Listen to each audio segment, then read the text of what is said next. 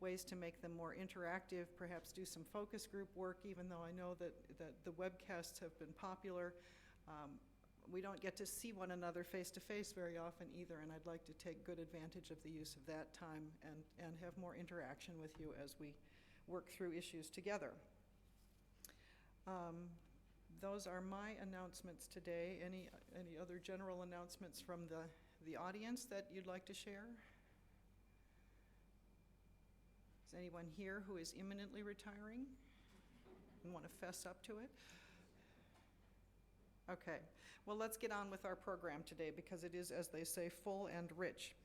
I'm going to shift our agenda just a little bit and have the folks who are going to talk to us about the Chicago-Urbana shuttle service come first.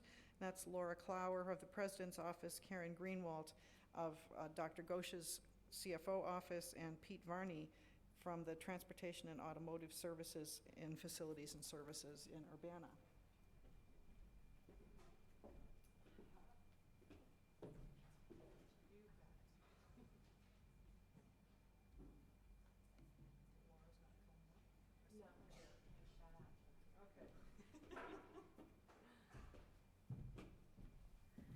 Good morning. I'm Karen Greenwald from the Office of the CFO, and I have Pete Varney here with me from Facility and Services in Urbana, and Laura Clower is out in the audience. Make sure that there's no unruliness. She's the Chief of Staff from the President's Office, and we have also been working with the UIC carpool as well on this project. And so we wanted to get out to the business officers as early as possible, and we are actually very early in this process. I don't know if any of you have actually had a chance to hear of this yet. There was a Dean's Director Department Head announcement that went out before a survey that we recently set out. And so what we're here to talk about today is a new transportation service that will be launching in late fall. It is a bus shuttle service that will be connecting the universities to help support the growing collaboration between the universities. And to start off, we'll be connecting the Chicago and Urbana locations. And to start, we'll have riders that will primarily be faculty and staff on university business, and you'll be allowed up to one guest. And students will be allowed as long as they have a registered class or research purpose. And we will not be opening this up to the general public for use. And students, like I said, need to have a registered university purpose. They should not be using this for transportation for holidays. And the cost is going to be competitive with the personal vehicle or carpool charges. It won't be competitive for things like the bus or the train. Those have really low prices. And so, like I said, more along the lines of personal carpool. That's to be determined. We're very, again, early in the process, lots of things to work out. And one of those things is also the locations for the drop-offs and pickups and the route times. Their survey that we sent out is to help us kind of narrow down those items. Let's see. And so, I already went ahead. So Pete's going to go ahead and talk about the benefits and the shuttle. Good afternoon, everyone. When we've been describing, when I've been describing what the bus will look like, I've been translating it into airline terms. So, you've got coach travel and first class. This is sort of in between that as a business class level, where it'll be comfortable seating, a little bit of a comfortable room, fold-down trays or tables to allow you to work on the bus. The buses we are purchasing are 18-passenger buses. They'll be about 40 feet long. It's not the Greyhound-style coach that you might be thinking of. There will be flexible seating within the bus. We will have room to accommodate up to 2 individuals in wheelchairs. There will be a conference table where 4 people can face each other and collaborate while they're traveling back and forth to campus. And then there'll be dual seats or individual seats for the rest of the passengers. The bus will have overhead storage for small carry-on bags, as well as some underbody storage. For example, if you're headed to the other campus to make a presentation and you have some handouts or flyers, there'll be room for that underneath the bus. The bus will also have onboard Wi-Fi with access to your university networking system, so you can have access to your email and files available to you. As well as the buses will have restrooms and a small changing room to allow you to travel, in your comfortable travel clothes, and then when you get near to campus, change into your more formal attire. There you go. Okay, so back to me, the next steps in the project. As I mentioned, we had the survey, it closed on May 10th, and we asked for feedback on when people need to be in their locations and where they prefer to be dropped off and picked up. So we're looking at those results to help us make some of the decisions for that.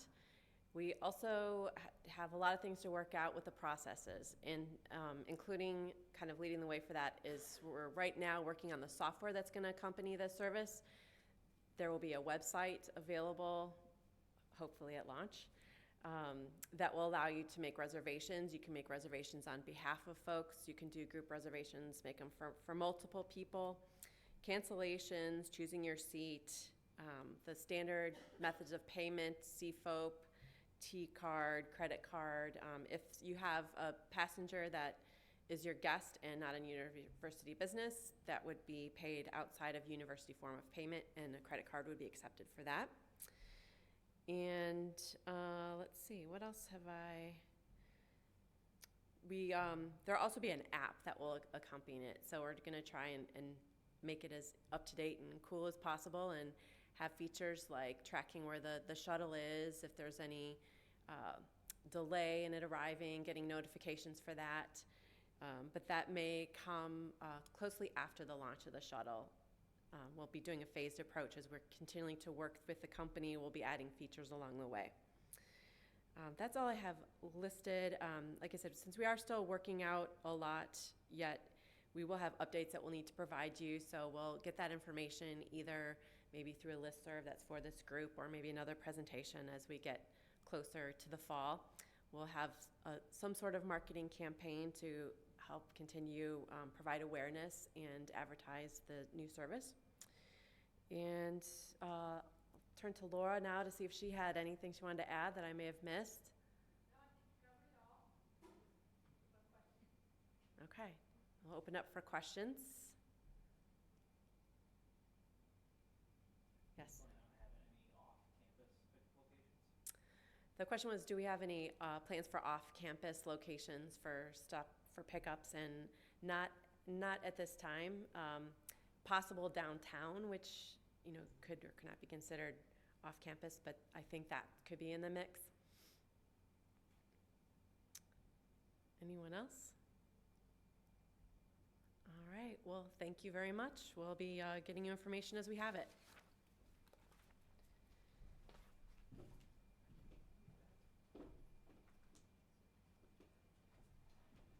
Thank you for the update on that. As someone who travels between the campuses all the time, I'm eagerly anticipating this new service coming online, I think.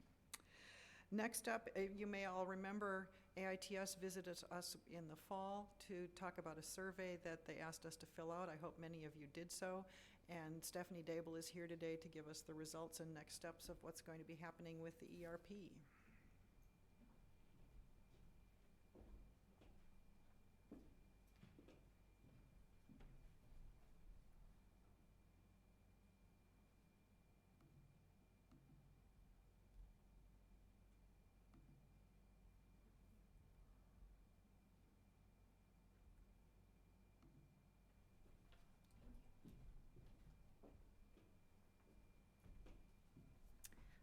Hi, everyone.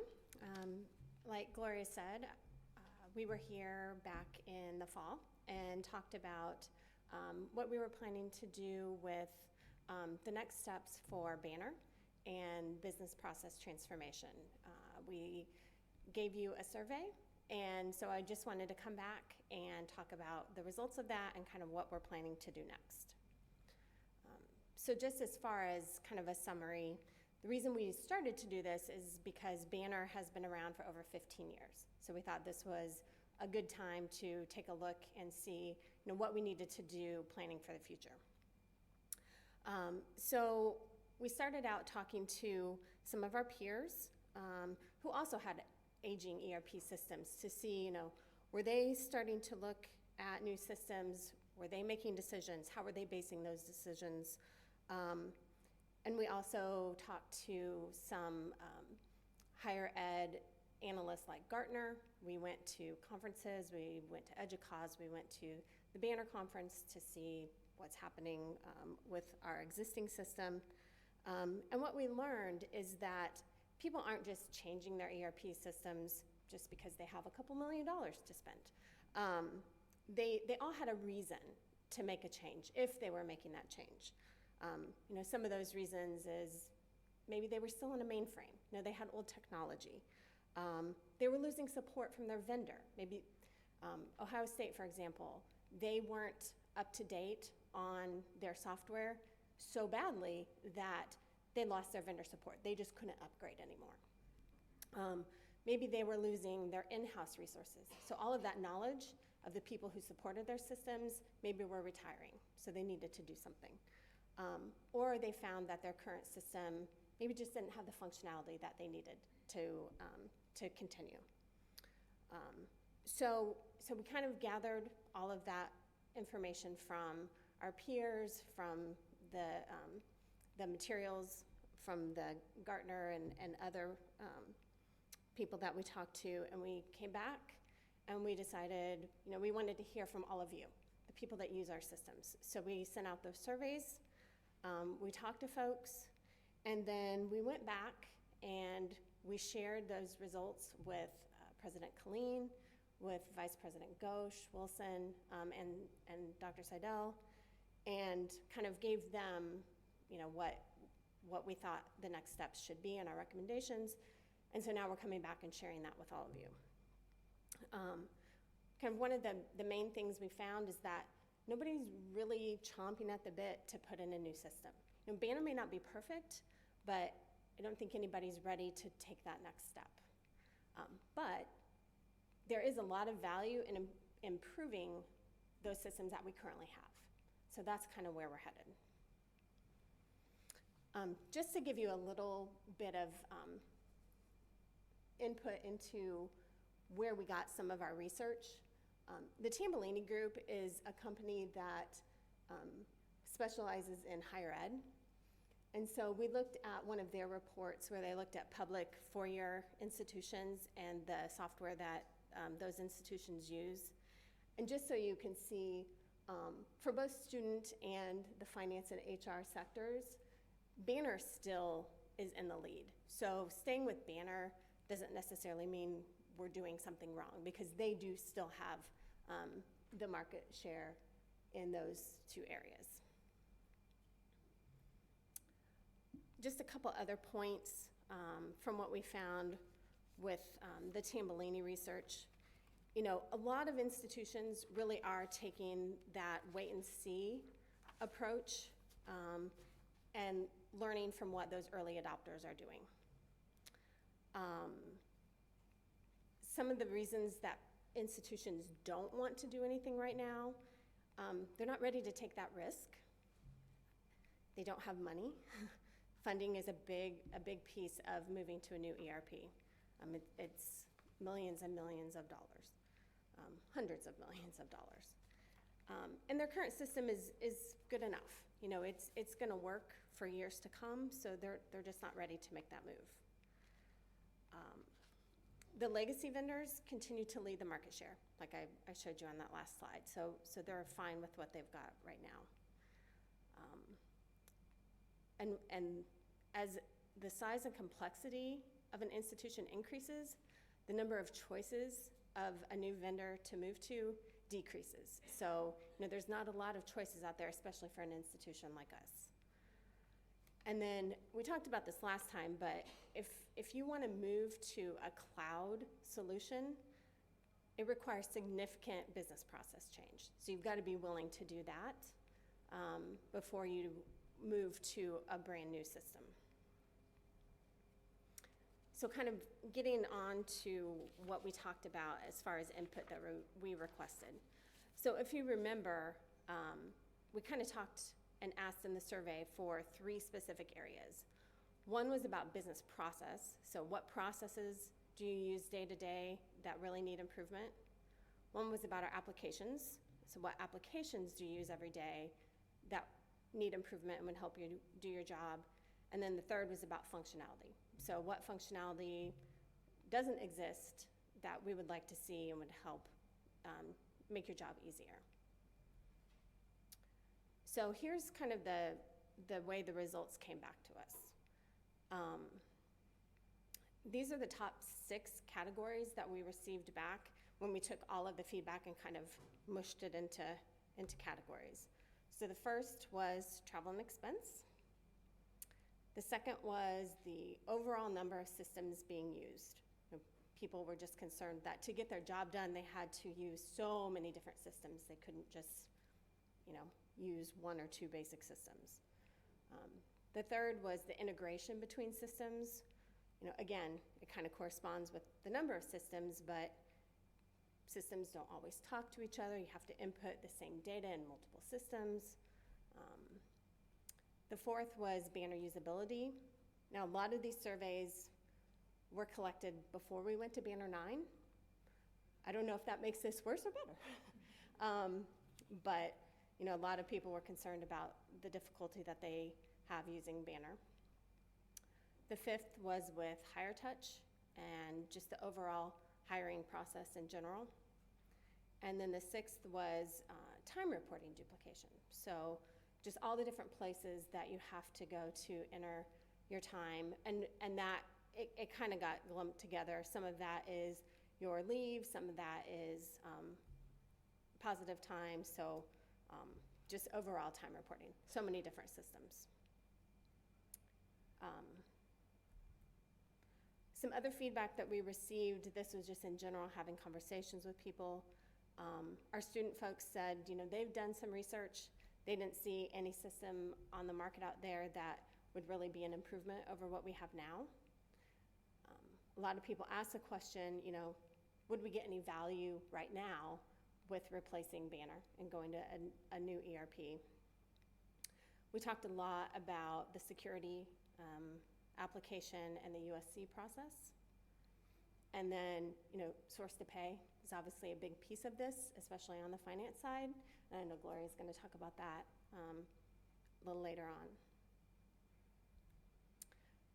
So, as far as what we're doing and what the next steps are, if it's not clear, we are planning to remain on Banner, and that'll be, for the foreseeable future. However, we do plan to revisit this on an annual basis. This is something that we'll keep a very close eye on. We'll keep track of what the schools that are in the process of implementing a new system, how that's going, what they're having issues with. We'll keep track of the market, the new vendors that are out there, the cloud software like Workday, like Oracle Cloud, just to see what they're doing. We will keep track of what Ellucian is doing with Banner to make sure that they're staying on track and staying up to date with where we need them to be. And then we'll report back to that executive group that I talked about on an annual basis. President Killeen was clear that he wanted us to keep him up to date with what was happening in this area. So when I talked earlier about the value in improving our current systems, there's a lot of that going on right now. And you may be familiar with a lot of these things. With TEM, that's being looked at in kind of 2 different ways. So that's part of the Source to Pay project. So that's being looked at there. But there's also a business process review that's kind of going on where they're looking at, are there ways that we can just improve the overall process for travel reimbursements? So that's kind of a twofold. The Hire Touch system, you may be aware that there's an analysis project going on to look at replacing Hire Touch with a new applicant tracking system. There's also an analysis project in progress for the security application. So we're really looking at how to make that overall process of granting security to all of our applications much easier process, because we know that that's challenging for everyone involved. And then talking about the integration aspect, where that's a challenge, Banner has a new framework. It's called Ethos that we're looking into and are hoping to install yet this fall. That should make integrations between systems that talk to Banner much easier. So those are some of the things that are in progress right now. We're also looking at improving some of our business process improvements. There's a BPI team within AITS, and they're going to start getting a little more involved and looking at how they may be able to help some of the ITPC projects that come forward, and looking at, if it's practical, do we want to, look at business process improvement before we move forward with those ITPC projects. So that's kind of where we're at with the ERP and moving forward. Are there any questions?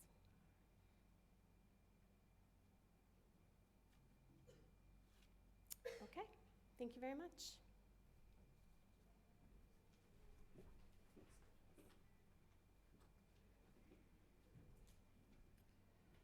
Okay, next up is Bernadette Rossmore to talk a little bit about the Business Administrator Certification Program.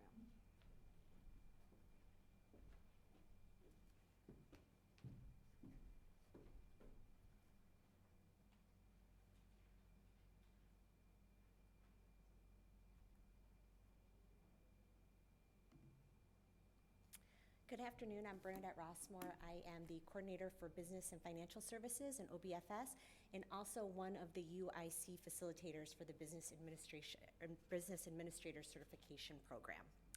We are currently ending our first cohort, consisted of 35 business and finance related administrators throughout the university, and these individuals took 30 courses over a 9-month period, and the first cohort is wrapping up on May the 23rd. And these individuals will be graduating at our next UIC AFO BMG meeting in September of 2019. So far, we have received very, very positive feedback from the cohort. Individuals really feel like the program helped them not only with their day-to-day work, but also really navigating the university as a whole. We also had a few learning lessons, some elements that we will be addressing, including some issues with technology, some room setup limitations, and also some course limitations. Our next second cohort will be beginning in September of 2019. This cohort will meet 9 times over a 9-month period. We'll take, again, the 30 courses, and these courses range from planning and budget to making payments at the university, just to name a few. And we will have some enhancements to this upcoming program. We will be presenting separately at all 3 universities, and we will also no longer utilize live webcasts. Instead, there will be more personalized attention in each of the classes. And we will also be implementing a more interactive and group-focused classroom setting where individuals really have the opportunity to network and work together on projects throughout the 9 months. And the nomination period for this new program is opening today, and you have till June the 7th to apply.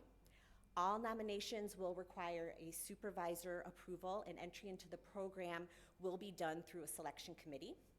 And any additional information and nomination forms can be found on the OBFS certification team website. And if you have any questions, please feel free to either contact me or our OBFS certification program team. And we really think it's a wonderful program, and we really hope you all take the opportunity to apply to the program because it's been a real success so far. Thank you.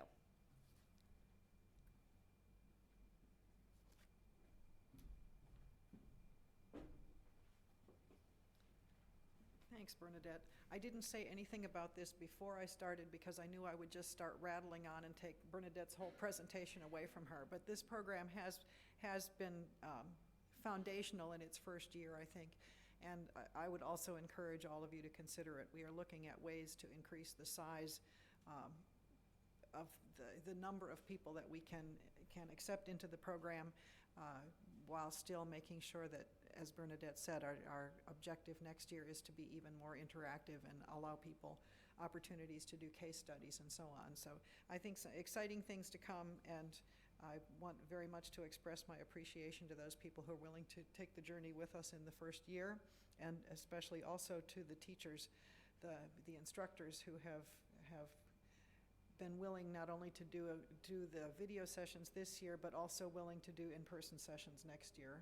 Their time is valuable, and I appreciate their commitment to the program as well. I think it speaks to the commitment across the university that has been made to make this a success for you. All right, coming up next, Casey Wilkham. We're getting into our audit series portion of the program today. He's going to talk about external audits.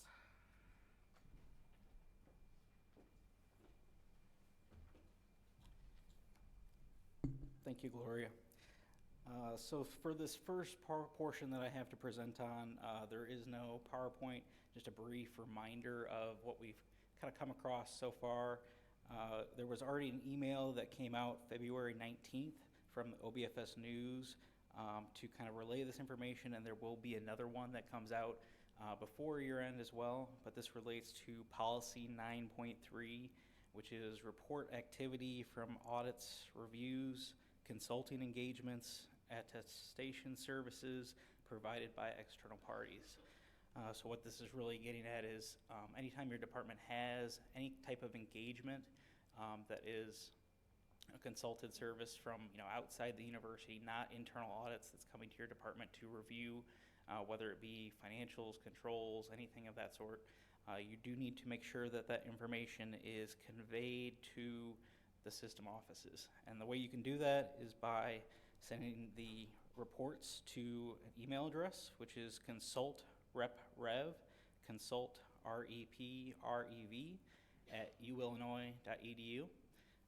And that will just make sure that the appropriate people are getting the copy of the final reports that are being issued for your department. If you have any questions about this, I will encourage you to reach out to Mike Godsell from University Accounting. He can kind of answer your questions, especially related to what might be included or excluded from this policy. There are a few exclusions, such as intellectual property as well as sponsored project audits as well. And since I will refer the questions to him, Gloria, do you have anything to add? One tiny thing.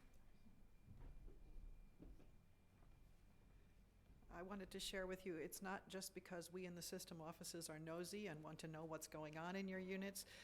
The auditors have asked us to make sure we have that information on file as well. So it's us complying with a request from our auditors. Casey now is going to be joined for more audit information by Katrina Lopez and Dana Lebreau on this FY18 audit process.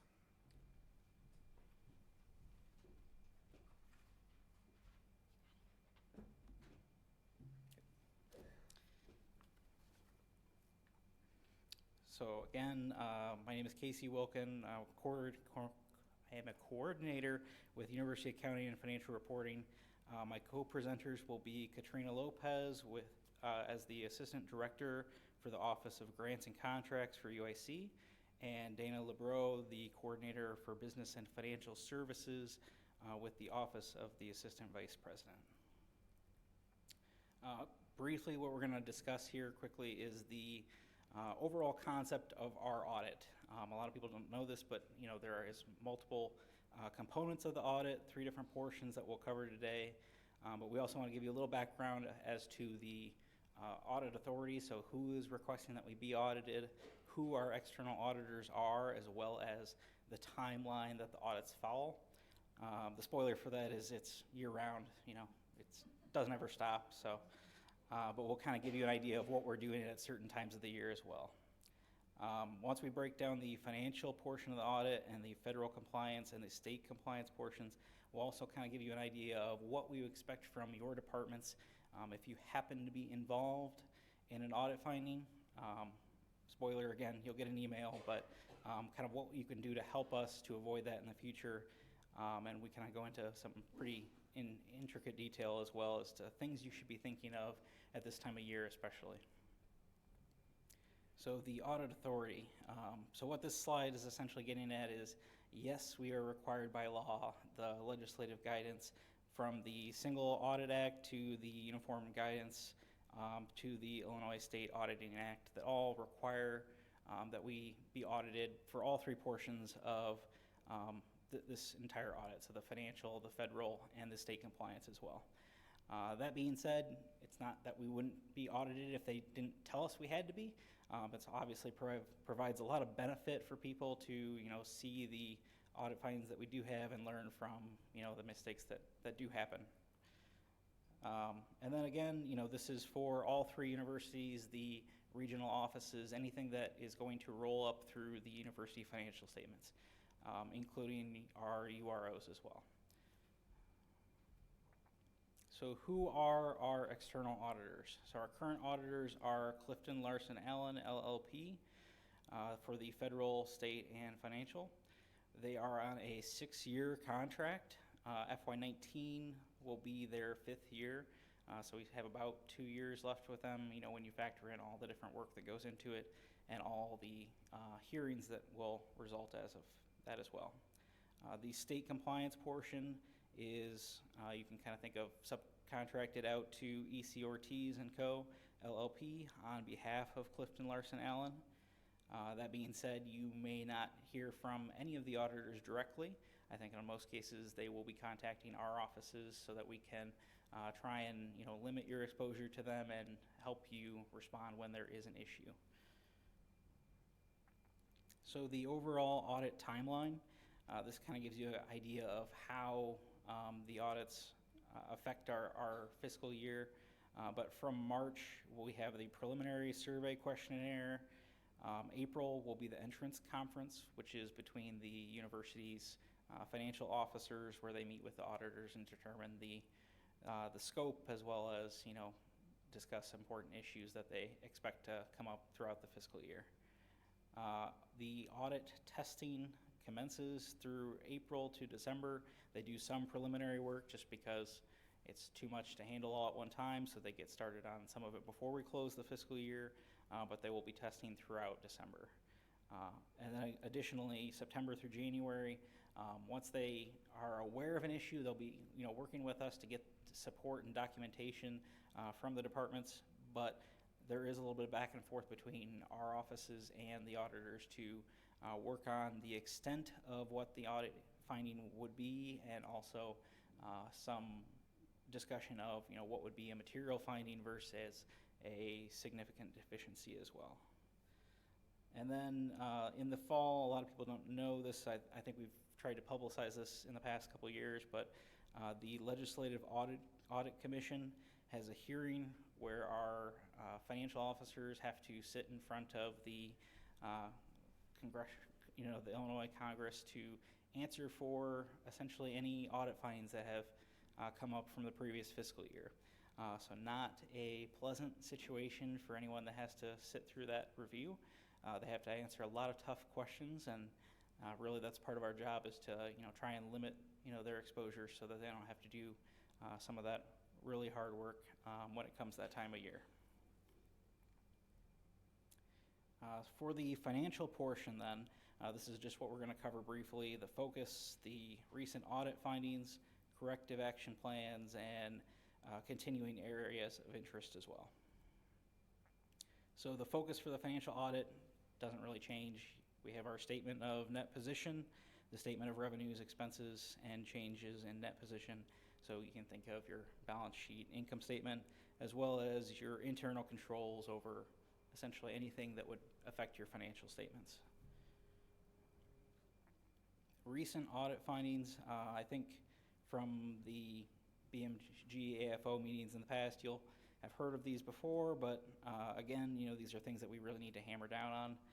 Properly recording accruals and deferrals, properly using P-cards, and using the correct and accurate account codes. And it's real simple to say that, but when we have as many transactions as we do throughout the university, very hard to practice. And then, if, as I said, if you are involved in a audit finding, you will be notified as well, just with a notification to explain what was the audit finding, why it was not recorded properly, and what you need to do in the future. And that's where we need your help as well to, state a corrective action plan to determine, how you can keep that from happening in the future as well. Tips to help prevent future audit findings. Again, these are kind of a mix just because they are all interrelated as well. If you have fact sheets for self-supporting funds, please make sure that you complete them early and put some thought into them as well. We always have a lot that are submitted without transactions. There's a box that you can check that say, I have no accrual deferral information that need to be recorded. Please open up the spreadsheets and read the definitions and put some thought into whether your activities actually meet those criteria or not. Timely and accurate submission of expense reports in TEM. So again, getting those processed when they should be, as well as using the proper date ranges. So when you submit those TEM expense reports, and the date ranges are very important because we will be posting accrual and deferral entries based on those date ranges as well.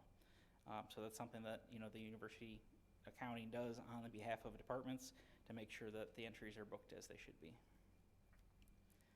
Timely reconciliation of P-card transactions. That one has been a problem in the past as well. I know the policy is closer to the 7-day mark for reconciliation of P-card. I know that's not what it has been in the past, and they've trying to shorten up that time span as well in the past, but that's something that we will continually have to work with to make sure that they are reconciled on time. Using accurate expense and revenue account codes on your transactions. So if you have not already, please go in and look at the account code search tool on the OBFS website. It is a nice tool. We spent a lot of time developing that because there is not enough information included in a banner account code title to classify your transactions. You really should be going into this tool and reviewing the descriptions as well as examples, and we put a lot of time and effort into keeping that updated and making revisions as well. And again, important enough, I'll say it again, use the account code search tool. This is also specifying there is no immaterial dollar amount. So when you review your transactions, if there's a $2 transaction that you decide, it's very small, I think it's this account code, but I'm busy, and you process it, it could be an audit finding. Compliance auditors will look at any type of transaction just to make sure that it is coded in the correct way, so even those small ones can be a problem. Also, there's a few links here as well to take advantage of the training opportunities and our year-end webinars as well. And if you have any questions, you can always go to our Who to Ask webpage as well to see the appropriate contact information for the type of question that you do have as well. And I will turn it over to Katrina for the federal portion.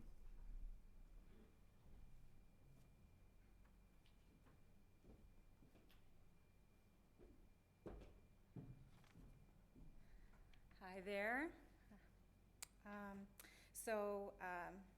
I'm going to be talking about the federal compliance portion of the audit. So this portion of the audit is generally to go over sponsored awards, federally sponsored awards, and making sure that the university is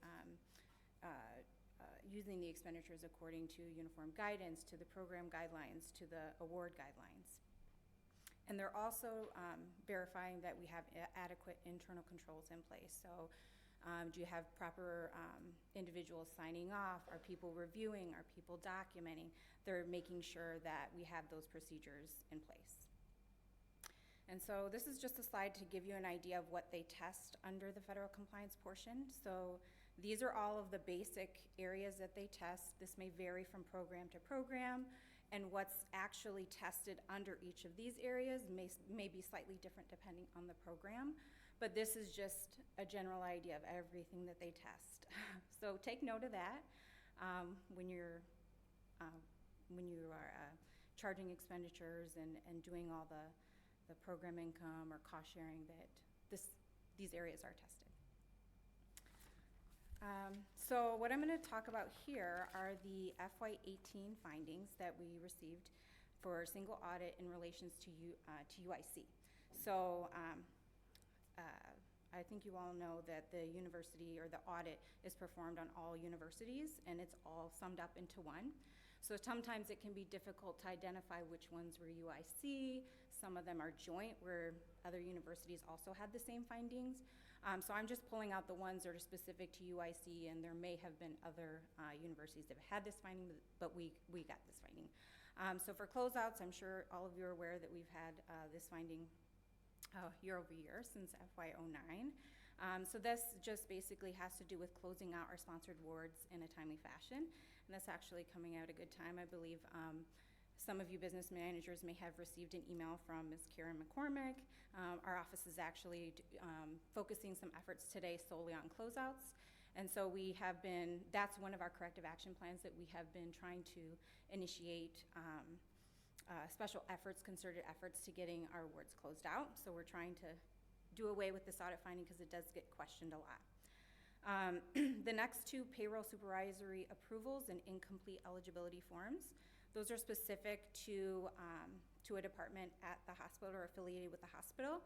So I won't go into too much detail with those because those are very specific to the program and to that unit. And then also we had student financial aid audit findings. Now, our office, the Grants and Contracts office at UIC I'm not usually very involved in these. However, Urbana is the lead, and I just want to make sure that you're aware of what some of our student financial aid audit findings are as they are covered under this section. So there was a failure to meet a community service requirement. And that had to do with, they had a service provider contract that fell through, and so that was sort of what caused them not able to meet the eligibility requirement. So this year, I believe, their contracts are in place, so that should be good. And then there was also an inadequate review of Title IV funds. So to address that issue, they have implemented a secondary review process. And so the new findings that we received have to do with subrecipient monitoring, and one of them actually ties into what Casey was talking about account code usage. So we had a department that was using a subrecipient or a subaward account code, and it was actually a vendor contract, and so it should have been under a different account code. We were cited for that. It didn't impact the award, it didn't impact FNAs, but we were cited because it was the wrong account code.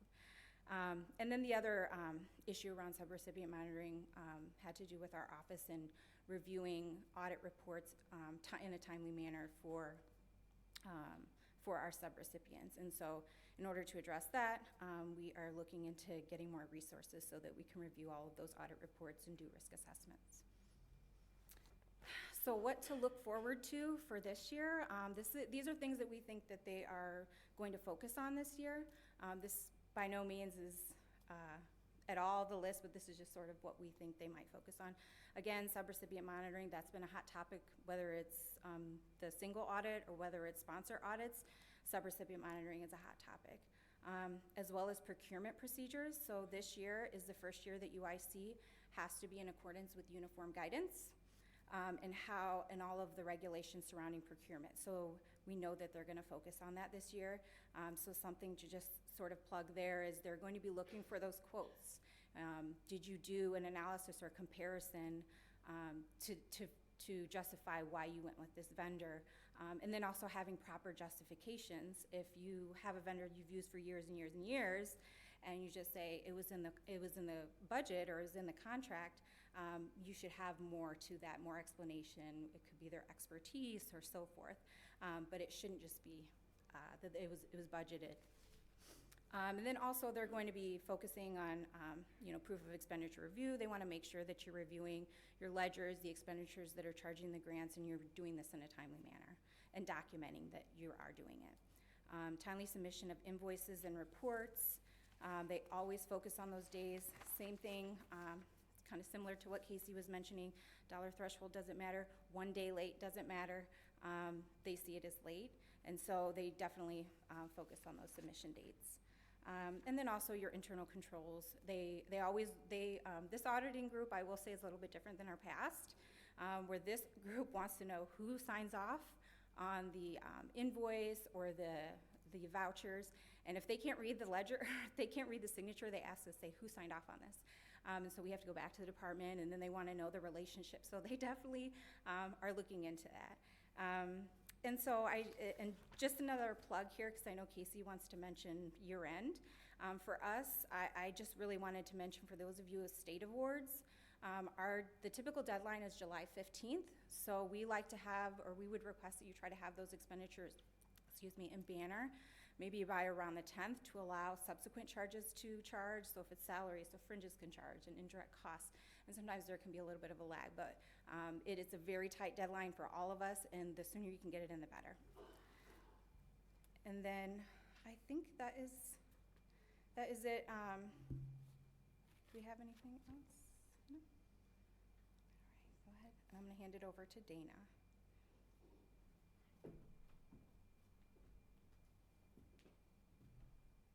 Hi, good afternoon. I'm Dana Libro. I'm going to talk about the fiscal 18 state compliance exam. First of all, thank you. Overall, the outcome of the audit was very favorable. I know how much care and time it takes for all of you to do your jobs and to do it well. So thank you. It really shows how well you're doing your job. Thanks. There were some minor findings. I'm going to talk about those. The impact of the audit findings, the audit finding action plan, and how to help. Several of the audit findings were department or college specific, so I'm not going to talk about those. But the one I do want to mention are the controls over T-card transactions, because this touches almost everybody. Please be mindful of T-card limits. There were a couple findings related to that, and make sure you obtain an exception ahead of time if you need it. The impact of the audit findings. We know no one wants an audit finding. It's not fun. So please do what you can, do what you're doing to make sure that that doesn't happen.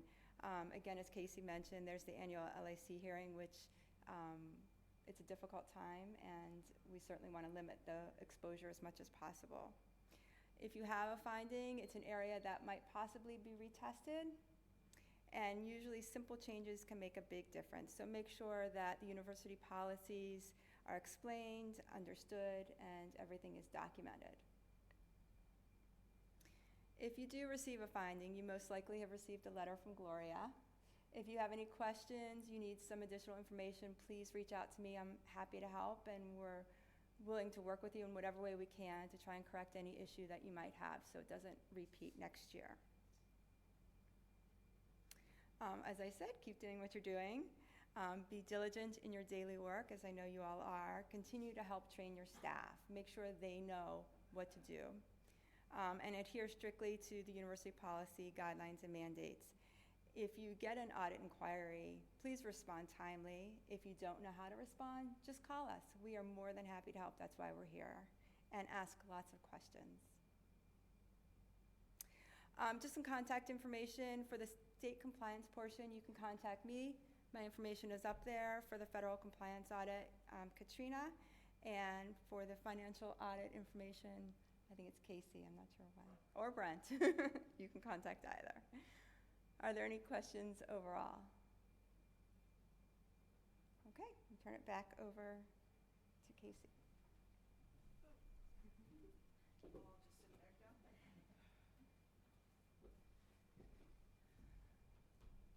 So really, again, I don't like to think of myself as a glass half empty person. So again, I'll reiterate what Dana had said too. You know, for the most part, for the way the university, how many transactions we have to deal with on an annual basis, we do an amazing job of getting those in and coded in a timely manner.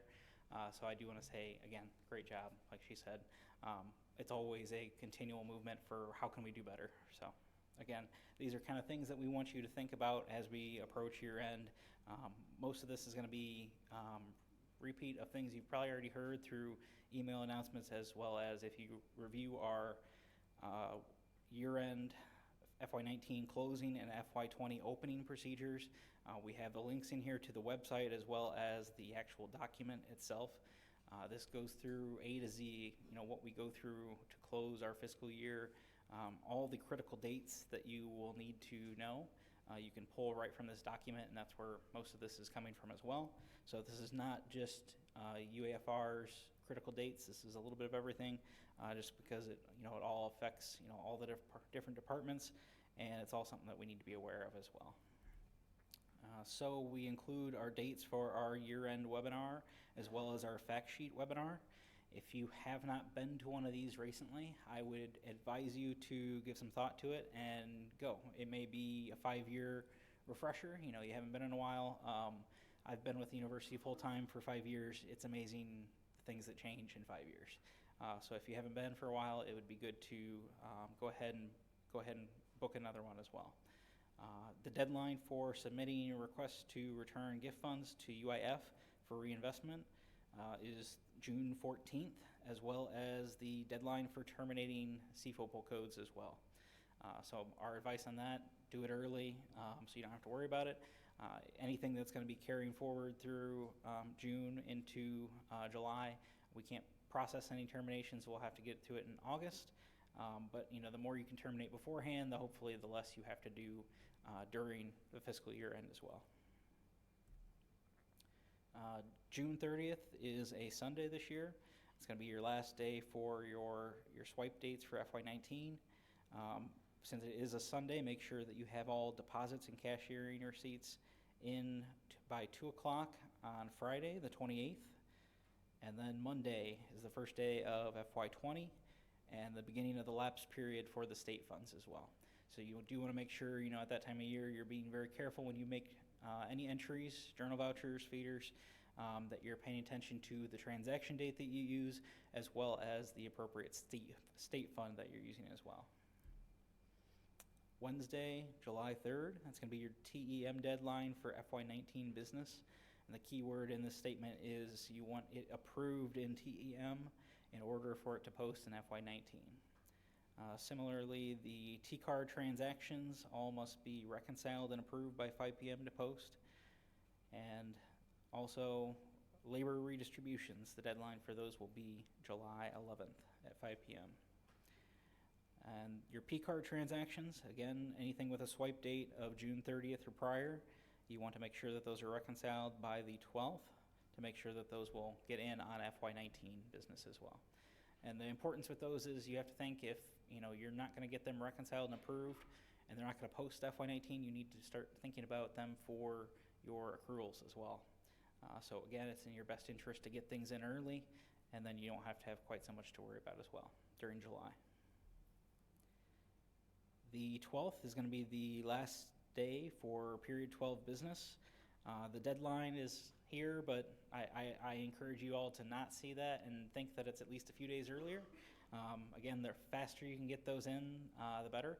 We try extremely hard on that last day to make sure that if there's any entries that roll back into Banner, fail to post for any reason at all, we try extremely hard to make sure we get those in for you.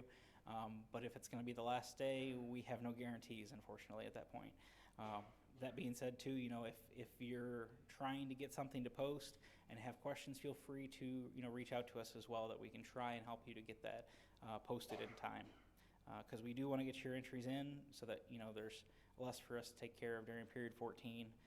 So again, we'll gladly work with you.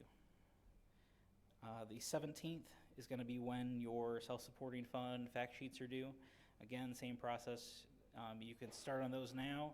We'll kind of discuss that a little bit on a later slide, but you can get started on those and send them in as soon as you're finished, as soon as you know all your accrual entries are going to be booked on that fact sheet. That's what we would like. We have a lot of things that are waiting on those fact sheets to reprocess and make sure we get the entries in on time so that your finals are going to be what you want them to be as well. The last day for period 14 business is the 26th.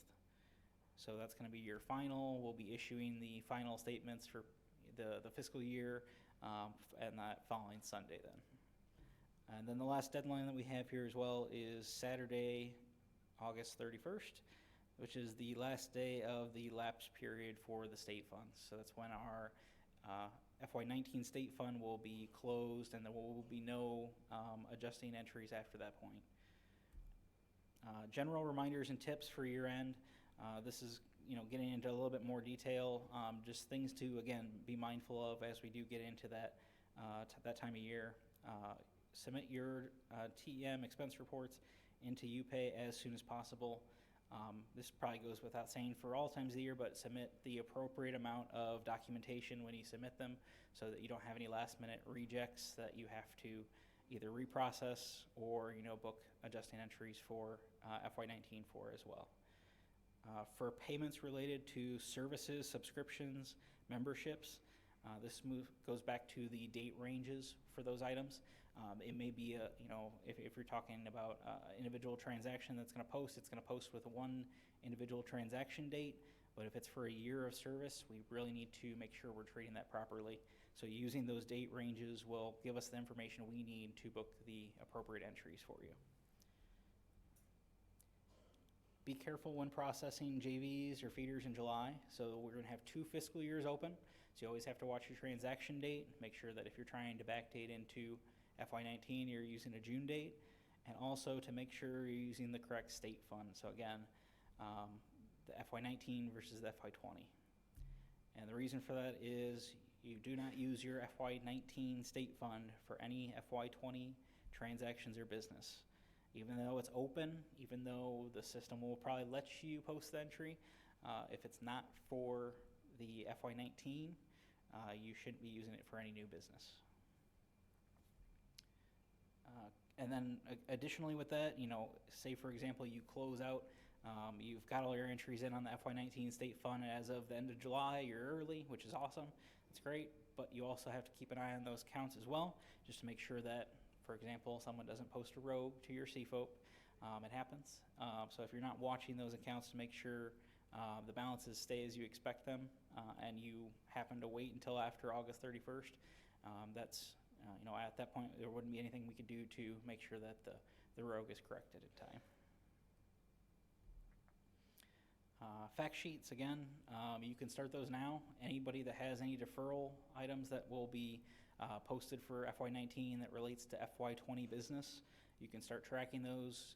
The fact sheet is up on the website, so you can pull the actual template and save it to your desktop so you can use that. It's made to be as convenient as possible for you, but if you have any questions at all on any of the topics, feel free to reach out to us for us to answer your questions. Every year, we have a little bit of rework that we do in July just to work with departments. Again, things that we might think of that they might not thought of. Our office works with each department pretty closely on a lot of different things. So when it's time for us to review, there's always a few things that we can kind of help out with as well. Another example for your accruals and deferrals, if you are reporting on a fact sheet and you already have your entries in as of June 30th, the example they give here is Banner AR. If you're using the Banner AR system and you have your receivables booked as of June 30th, you do not need to include those on the fact sheets. You do not want those on the fact sheets because they're already booked into Banner at that point. So we want to avoid any duplications from postings. The only time that if you're using Banner AR, if you're don't get an entry in before June 30th and it relates to FY19, that's when you could add something to the fact sheet even though you are using the Banner AR system. But again, when something like that happens, feel free to provide more detail on the fact sheets as well, or if you have questions about what should or shouldn't be included. Another common one that we get is internal transactions. So the fact sheet's looking for payments and things that are due from or to external departments for the university, not interdepartmental payments as well.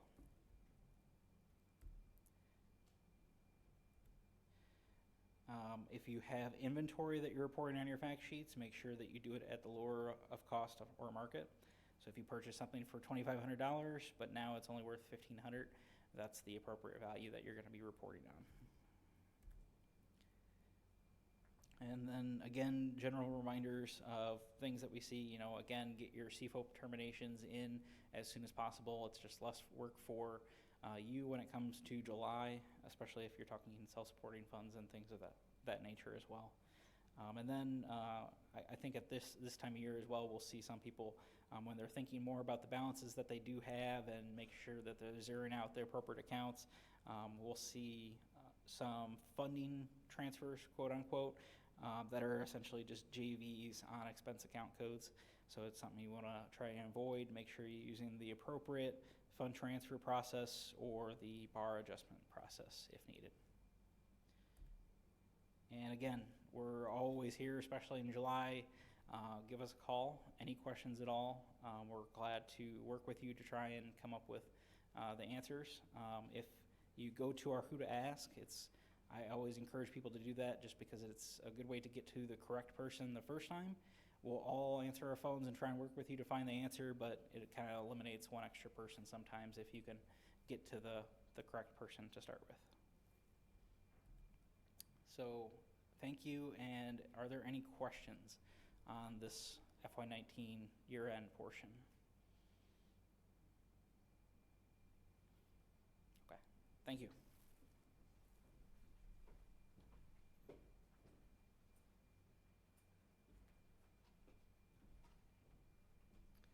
That was lots of information to absorb, and please see the UAFR website. I'm sure all that information is there available for you to refer to at any time.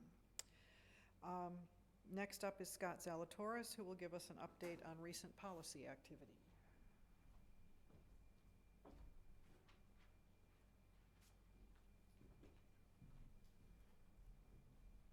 Let's see. So thankfully, after audits, we have something a little lighter, policies. And I'd like to spend the next 45 minutes giving you a comprehensive, just kidding. We haven't talked since March, so I've pulled out a few high-level updates to the manual, but I'd please encourage you, I do keep the updates page up to date. We made 54 changes in FY19. They're all there, from small corrections to large publications. There's a link with an explanation of what was changed. Please take a look. If you have any questions, you can always contact me. Again, the OBFS News Service is, at a minimum, the way we communicate policy changes. And a plug I'll make every time until someone tells me to stop. Please download new forms. Every time you do a transaction, the forms do get updated. And that's a good way to slow down a transaction, is using an old form. So 2 recent policy changes I'd like to touch on. 8.10 is process educational payments to students. Those are the payments to students policies. So USFSCO and a number of other system office units put together a suite of payments to students policies. You saw the website updates. Hopefully you saw the policy updates. What you'll find in the policy page are the high-level information, the requirements for how the payments are treated in terms of how they're reported, tax reporting information, and then you'll see links to the payments to student web pages that talk about specific processing information. Those are incredibly comprehensive. Payments to students is something we're always trying to improve on. We have some new tools coming up, so it's a space that we're trying to offer additional guidance on, but this was a recent publication. 8.6.1 is the TEM allowable payments policy. This is not new. There was an update to the allowable payments list in January, but a new addition to the list that UIC Purchasing can help you with if you have additional questions is the reintroduction of memberships less than $5,000. That was added to the allowable payments list that's on there now under 861. UIC Purchasing can help you if you have questions under that about, about processing the memberships, but it still needs to follow 831 and the restrictions we have on specific types of memberships, but this is a additional way to process what would be or what are allowable membership payments or purchases. Upcoming policy updates. Participant support costs. This is a subset of the payments to students policy. It's going to be in 8612. That's in the payments to non-employee vendors, non-employees.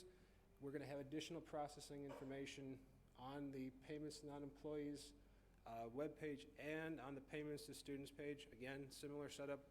We'll have the policy, high-level procedure, and then the process located on the subpages.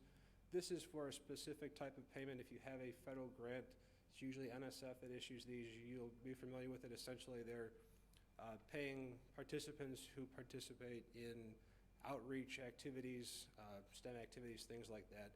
So this is one that we didn't have in the initial payments to students policy, but it's coming up. The open comment period opened today, about an hour and a half ago, and it's running for the next 2 weeks.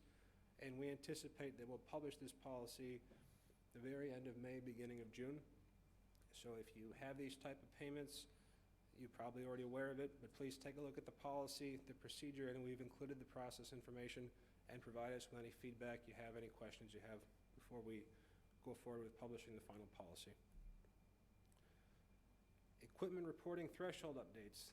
Mr. Weaver is going to talk about this one after me, but essentially this policy is increasing the equipment reporting threshold from $500 to $1,000. So this is a good one.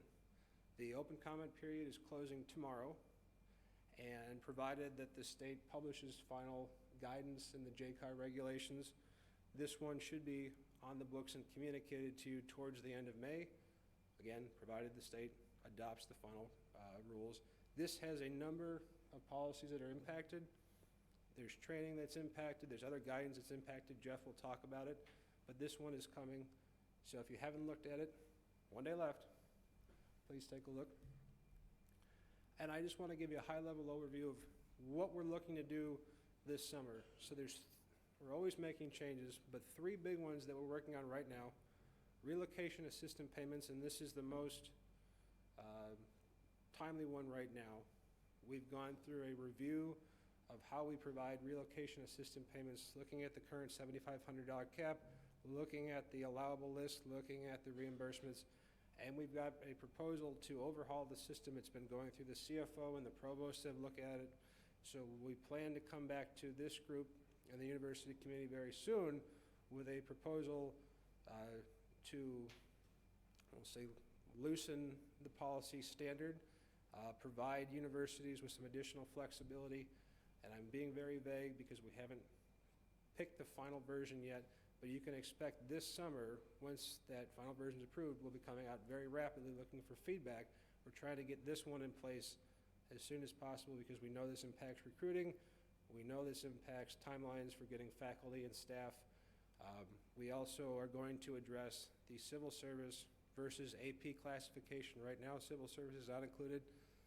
The plan is to include civil service. Again, wait till they see the final draft. But we're addressing different things like that. So this is a complete overhaul. Business meals and refreshments, that policy is also being reviewed. We've conducted a review and survey of our peer institutions, looking at caps, looking at allowable criteria, things like that. This one's going to be coming shortly after relocation payments.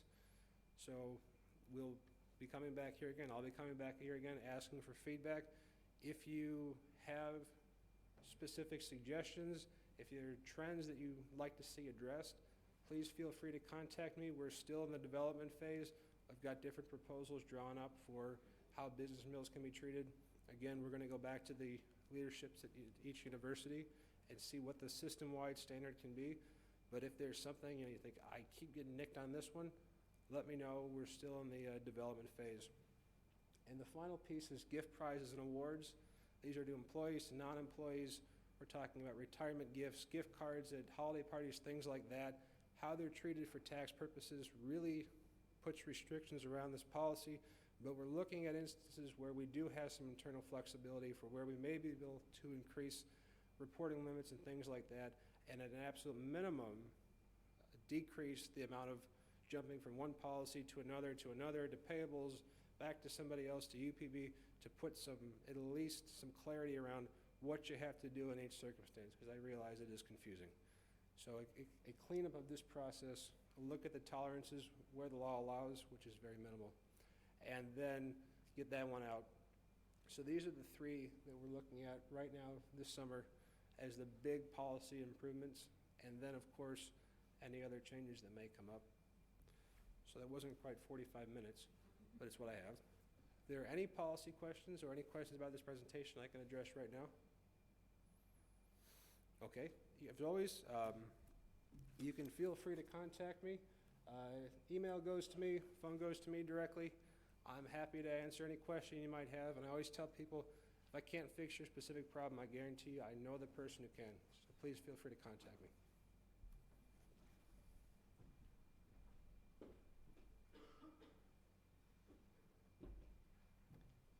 Thank you, Scott. We are a tiny bit ahead of schedule, so let's have a brief break now and reconvene at 2:25, please.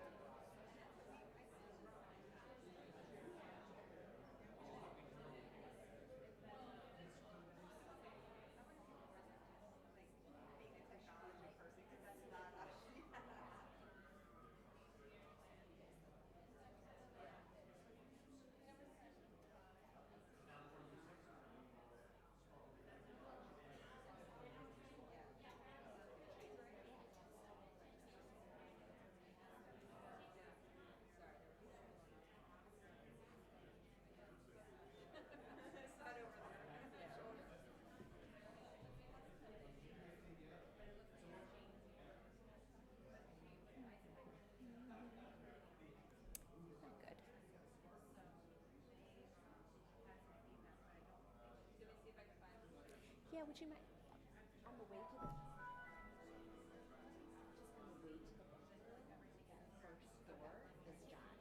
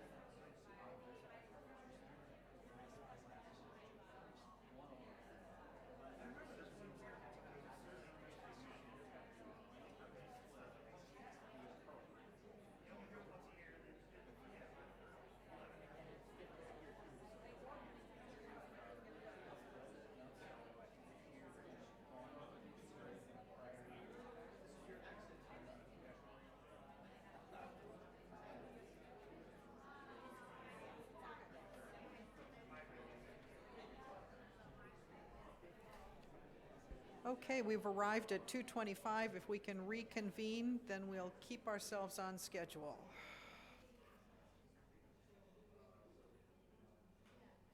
As Scott indicated, Jeff Weaver has big news for us today. So Jeff, come on and tell us about the new equipment inventory tracking threshold.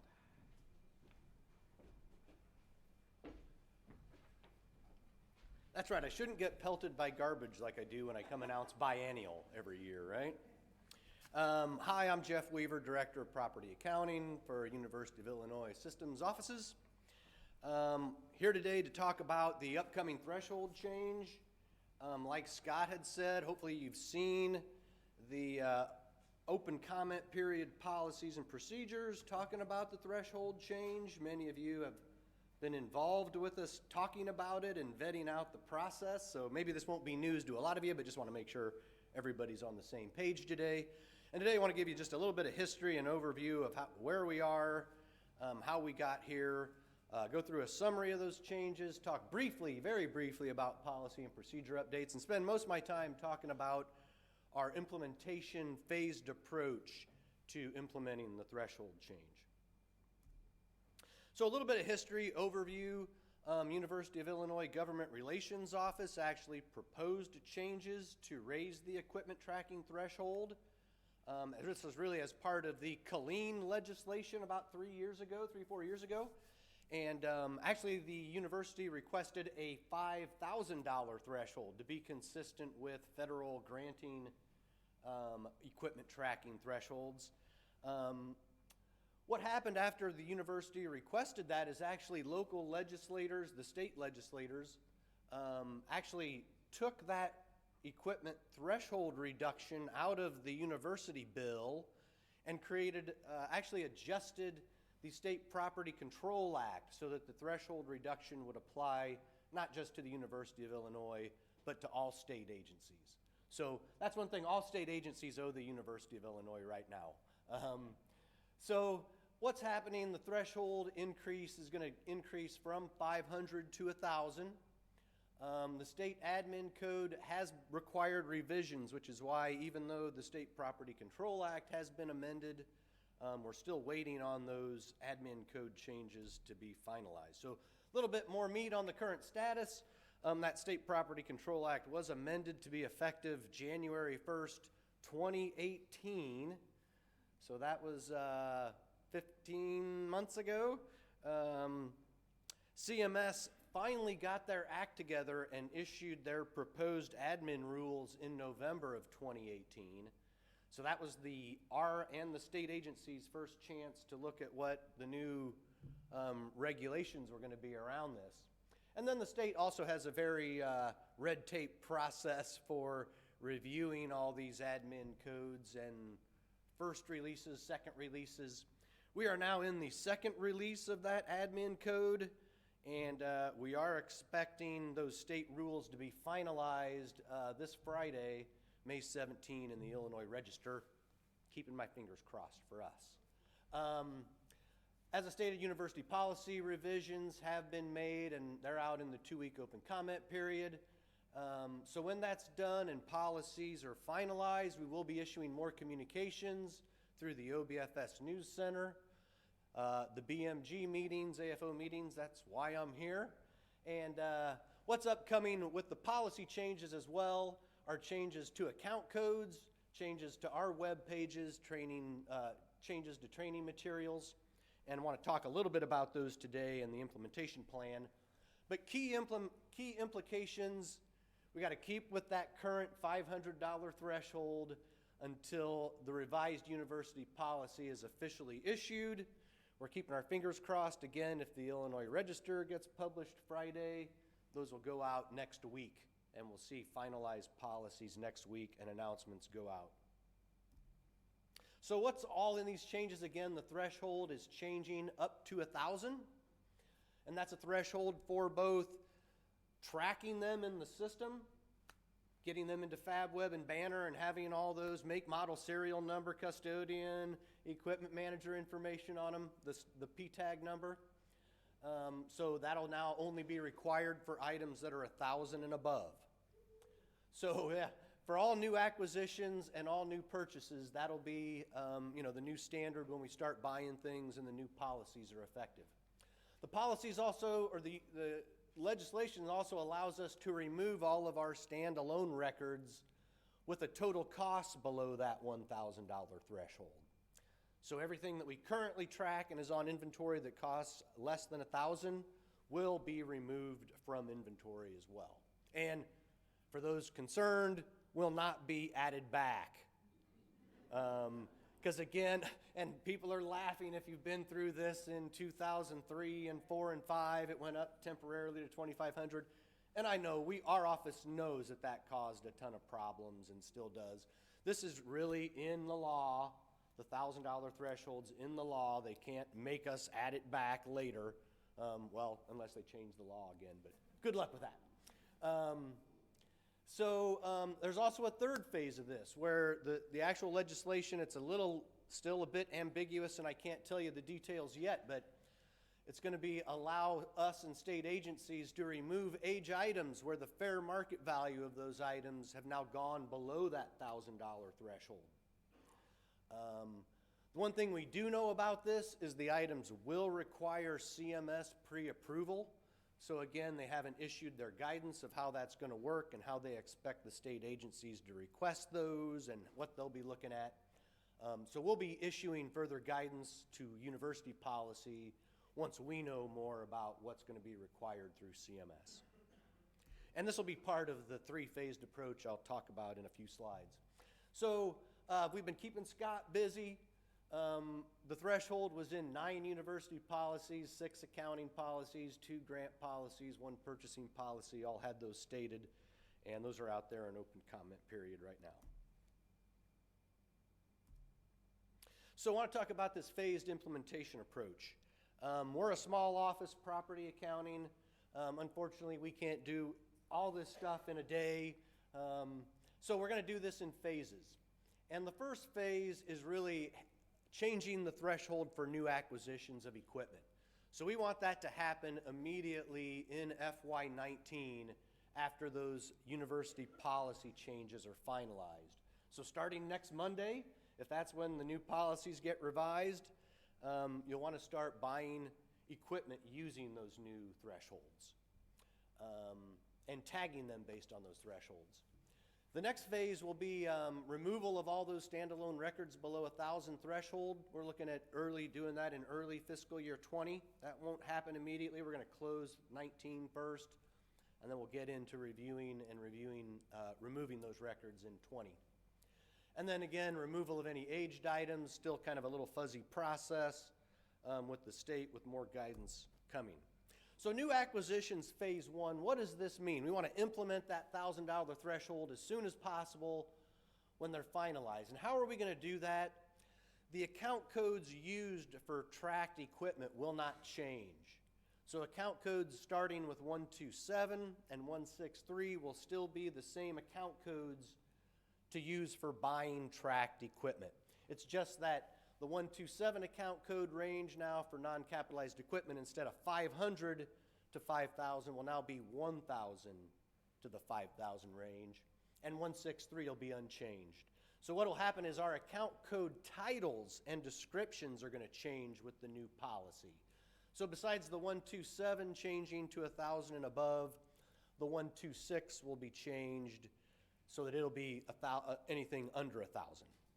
So again, when you're buying those new pieces of equipment, you need to understand what the total cost of those items and account code them correctly based on the new threshold amounts.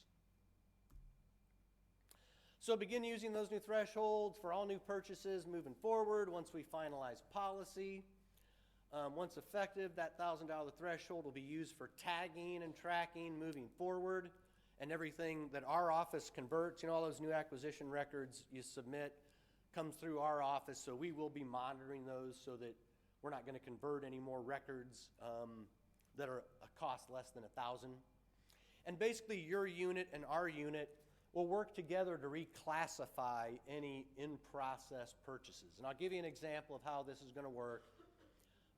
Maybe you've already bought an $800 computer and you've paid for it, and it's generated that record in Banner and FabWeb, but it's not yet complete. It's sitting in your FabWeb inbox. What's going to happen is we're not going to try to cancel and reissue any POs. We're going to let all those transactions roll that are already in process. And for example, of that $800 computer purchase, it's going to require a journal voucher to reclassify that expense from 127 into 126 in fiscal year 19. And you know, if your office normally handles the journal vouchers for reclassifications of equipment, we would expect your office to do that. If you normally work with our office and we assist you with your journal vouchers for reclassifications, we'll be doing those probably automatically and sending them to you. But if you have any questions, do reach out to your department's new acquisition processor from property accounting. You should have, each unit has one person assigned from our office to assist you, so reach out to that person with any questions. But basically with that journal voucher, as we do with all records in FabWeb and Banner, we will inactivate that record based on that journal voucher reclassification out of the equipment account code. So that'll be our process to clean up FY9 records that are in process. And that'll be true, so regardless of, even if you haven't realized that expense yet, but your purchase order is already in process, that's how that's going to work in FY19, is we'll let that transaction post, and we'll do that journal voucher reclassification to remove that record and not add it to inventory. So again, phase one, goals to implement this immediately and clean up all those in-process items remaining in FY19. And in all FY20 purchases and beyond, again, then should start using those new thresholds and the same old account codes moving forward. We know units will probably struggle with this at first, so again, our office will be reviewing all these records as you submit them, and we'll be working with you on doing those journal voucher reclassifications as needed. So phase two, again, this will be the phase to remove all of those standalone records below 1,000. I like to use the air quotes normally with standalone, because people sometimes wonder what that means. And I'll try to clarify that I'm talking individual standalone records differentiated from family records or componentized records. We do have some family records in Banner, and most of those are family records because they're capitalized records, and then they have additional expenses that are on a separate record. When you have those family records, those will stay together. All capitalized equipment will remain on the university books, regardless of depreciation or status, as long as it's still at the university physically and being used. So the standalone items, what's going to happen is our office, property accounting, is going to kind of drive this train. Again, this will be after fiscal year 19 closed, so we're really probably conceptually looking in September, October timeframe. We'll be identifying and providing a listing of items to all the units and be sending you the listing of those items they're going to drop from your inventory, give you an opportunity to review those and get back with us if there's anything on there you have questions about. And then we'll basically do kind of a mass removal of those items out of Banner, and we'll again send you some more correspondence letting you know that's complete. Probably what will be the most struggle for you guys is units being responsible to remove that P-tag label and replace it with the unnumbered label. So that is the expectation as we move to the new threshold and those items drop from inventory, is that you guys in the units will be out taking your little widgets and razor blades and taking those old numbered P-tag labels off those items and putting the unnumbered label on there showing their property in state of Illinois, University of Illinois. To differentiate those items in your units, you'll know whether they should be on inventory or not moving forward. Known exceptions, again, we talked a little bit about child records, the capitalized items. The other known exceptions are firearms and vehicles. Regardless of cost, those items will still remain to be added to inventory and to be inventoried regardless of cost. And then I did just want to mention again this phase 3, removal of records with fair market value under 1,000. It's a future process, kind of really yet to be vetted. We're thinking it's probably going to likely be an annual process, that we have to petition CMS annually to say, can we remove these records from our equipment list this year? And it will require their pre-approval. So look for fiscal year 20 for additional correspondence and clarification about how that will work. So again, just a quick summary for unit action, what we expect from you guys. $500 threshold still applies until the university policy is finalized. So don't move early.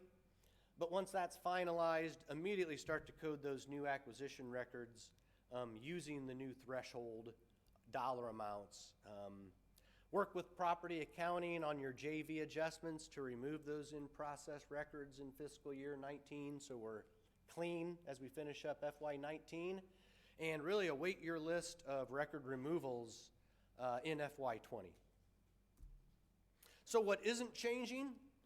All our data wiping policies are not changing, which requires all electronics with memory, regardless of tracked or not, must continue to be data wiped. And all equipment disposals, again, must continue to flow through the surplus warehouse. You have to send all those items through the surplus warehouse to property accounting, just like you do now, whether they're tracked or not. I am here to answer any questions you might have. Yep.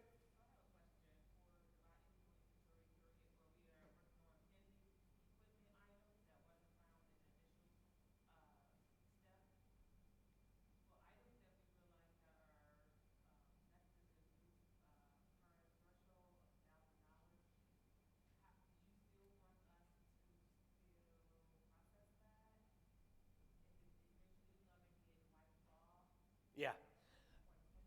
I'll try to answer that. And, you know, it's a little bit, and the question was, how are we going to handle the threshold change given where you're at in your biennial process? And unfortunately, everybody at the university is on a different cycle and does it at different times, so it's going to impact everybody different.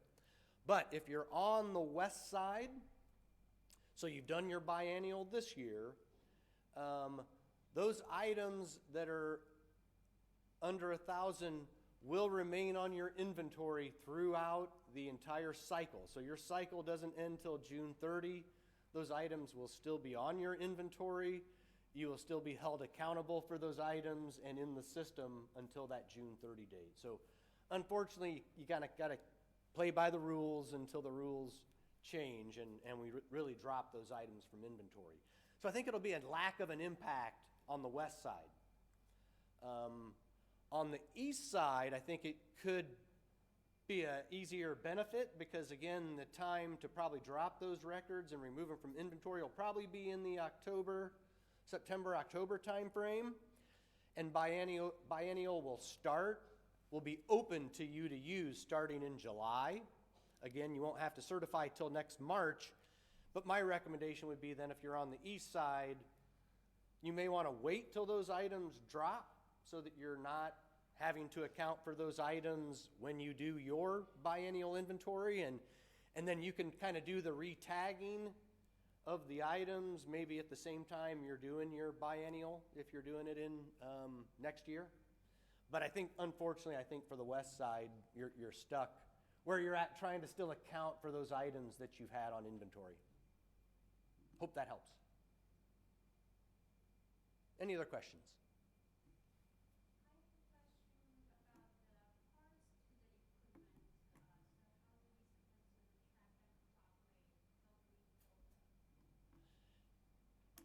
The question was about how do we account for parts of equipment? And I really have to kind of ask a clarifying question, is that parts are parts and parts are not equipment? So generally it depends what that part is and what it's for.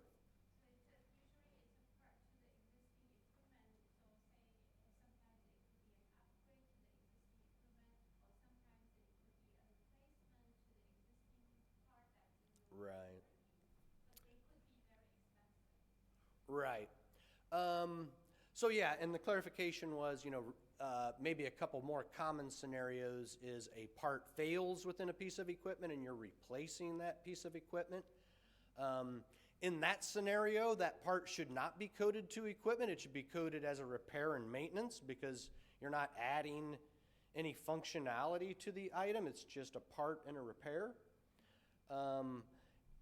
But the other scenario I think you gave was, let's say you're doing an upgrade to an item and it's a very expensive server or something.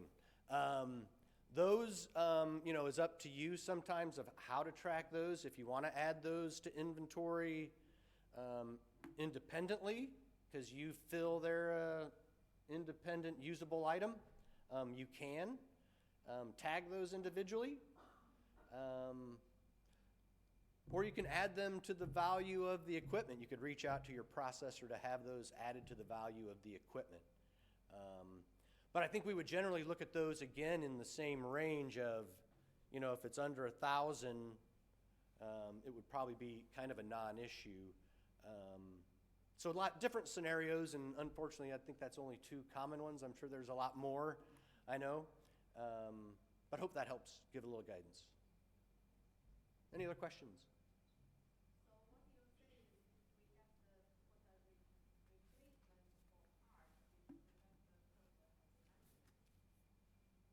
Yeah, I didn't really mean this to be basically the policy on parts is not changing. So again, however you've accounted for those historically isn't going to change. So I was just trying to clarify some of the options and things that are out there. And again, a lot of the times parts for replacement purposes should not be coded as equipment because that is a repair and a replacement. So you really don't need to add those to inventory when it's just a replacement. And I think that's what I hear is that's what a lot of these are, and things people try to track them, but you don't need to. So I hope that helps. And if you do have questions on parts, feel free to reach out to your new acquisitions processor in our office or send me an email. I'm happy to answer those in more detail offline. Thank you.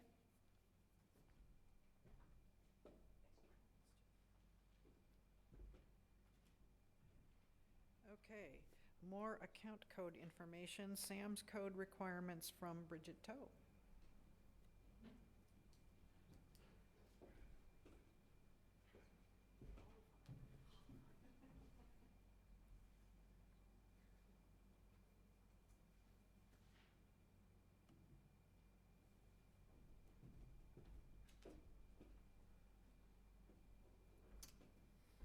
Hello, I'm Bridget Toe. I'm with University Accounting. I'm a business and financial coordinator. And I have the fun today of coming and talking to you more about account codes. As Casey stated earlier, always go to that account code search tool because the changes I'm going to talk about will be shown in that in the account code search tool, and we're updating that all the time. So to highlight some of these changes that we're going to have today, or that will be coming up here, the reasons for these upcoming changes, and they're all going to revolve around contractual services and those expense account codes. The summary of the proposed changes that'll to the existing account codes, and these are a lot of these changes are going to revolve around reimbursement account codes for employees versus direct vendor payments, and then the impact that this is going to have on you. Okay, so what is changing? We're going to be updating numerous existing contractual service account codes, and what we're going to be doing is clarifying direct vendor payment account codes versus employee reimbursement. And we're going to be clarifying that, what cannot be used when you're reimbursing one of your employees for an expense. The account code range that we'll be affecting here will be the services, and it'll be the 140 and through the 158s. And with this, we'll be creating a handful of new contractual services account codes that'll be specifically meant for those employee reimbursement account codes, okay? And it's going to be really important that these are followed, because when you're maybe processing something through, with your P card or whatever, these employee reimbursement account codes should not be showing up on those P cards. Okay. So why is the change needed? So in order to stay in accordance with the state accounting management system, also called SAMS, we need to make this change. And this also affects the 1099 miscellaneous tax reporting. So we want to make sure we stay in compliance with that as well. So SAMS codes are the state of Illinois' their version of our banner account codes. It's a 4-digit code that the state of Illinois has come up with and they've defined, and we attach those to each one of our banner account codes so that when we report to the state, we're coordinating our account codes basically with theirs. And so, like I said, all of our banner account codes are tied to these 4-digit codes, and they're really important.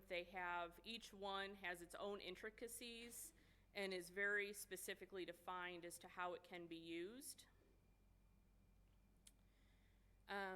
The state compliance auditors come in and they look at our account codes and the SAMS codes and make sure that we're using the banner account codes and the SAMS codes correctly and that we have them appropriately tied.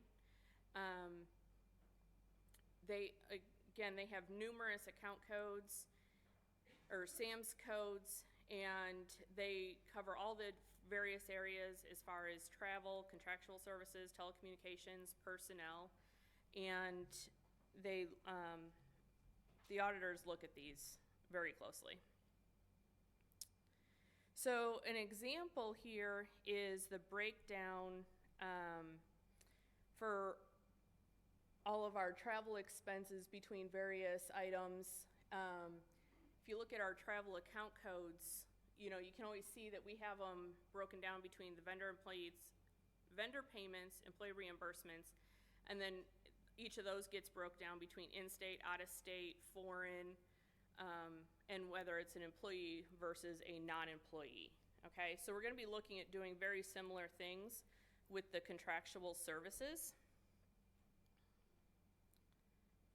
Okay, so throughout leading into all this, we had done a lot of research, and we discovered that SAMS has those similar breakdowns, as I've been stating, that we're required to split out a contractual service between an employee reimbursement versus that we pay to a vendor. And when we talked to the IOC about this, they were adamant that we had to make this breakout so that if we're paying an employee for a contractual service, let's say advertising, that it's coded specifically that it was employee reimbursement versus paying the advertiser directly. We've been out of compliance with this now for several years, and we really need to get ourselves into compliance before the compliance auditors say too much about it.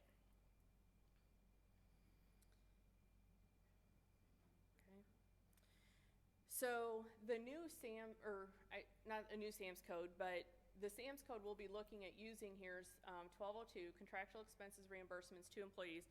And when you look at the SAMS manual that the comptroller puts out, they very specifically spell this out for us. And they are payments to state employees for expenditures, and they talk about how these could be expenditures for copy services, equipment rental, business meals, advertising. Okay.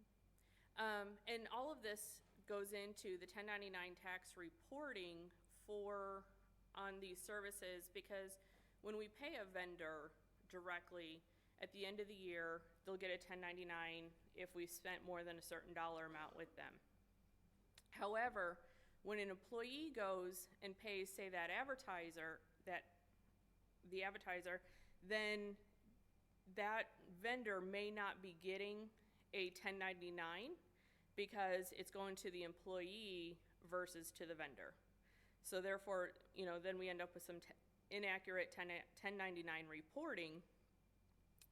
And anytime we're paying for that contractual service, we want to make sure that we're getting that reporting to the vendor accurately.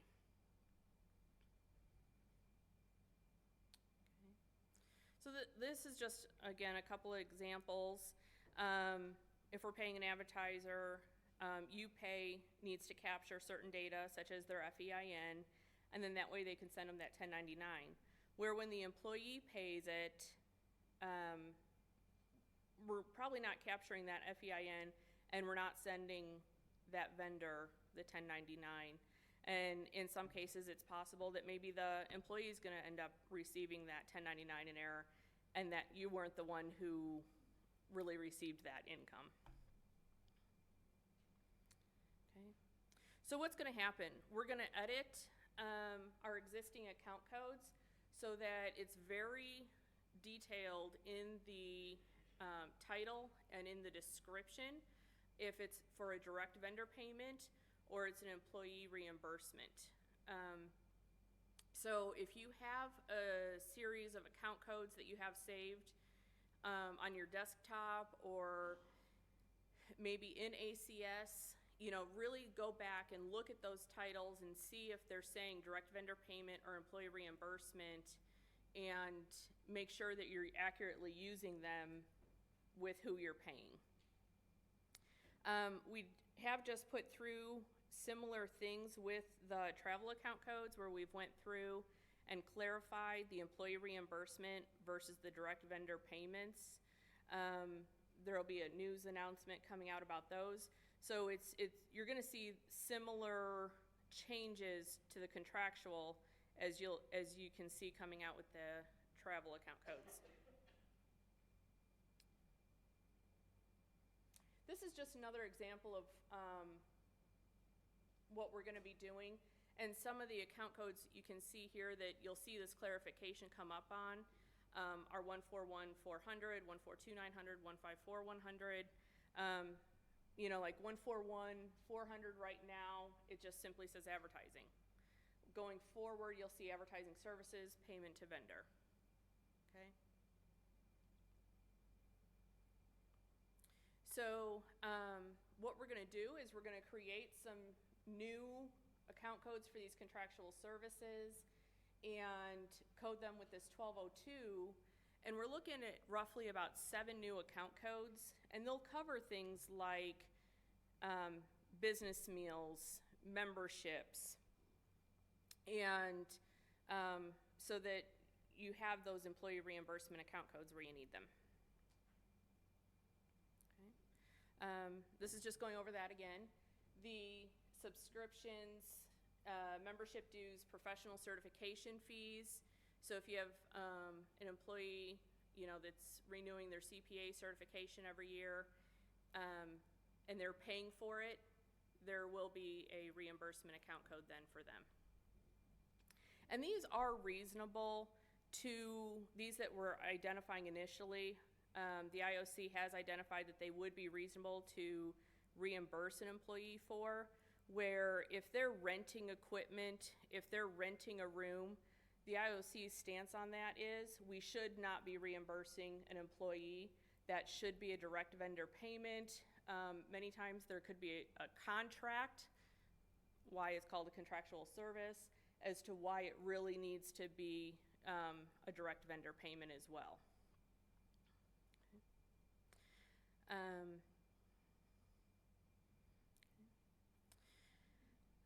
So here's where we need your help. You're going to see that these are going to start in FY20. We're going to start with the new fiscal year, so you don't have to worry about going back and changing this year's activity and updating any of that, to get them on correct account codes or anything. And we're asking that you communicate this out to everyone in your unit so that they're aware of these changes and that they begin using the correct account code right from the start. Because that's just going to make everyone's life easier if it's on the correct account code from day one. And then as you're using these new account codes, if you notice something that you are reimbursing an employee a lot for, and we don't already have an employee reimbursement account code for, call us, let us know, talk it out with us, and we can make a determination if really we do need a new account code for employee reimbursement for that particular contractual service or not. And it might be maybe it really is just an education for that particular employee that you're reimbursing, and get them using the correct account code as well. I know I went through that a little fast, but does anybody have any questions? I know it's not the most exciting topic.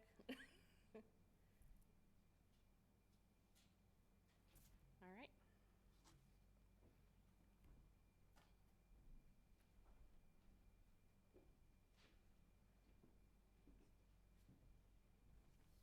I'll say it just once more, account code search will be a handy tool to get us through this new process. Next up, we've got updates from Procurement Diversity, Dale Morrison and guest. I'll let him announce the surprise guest.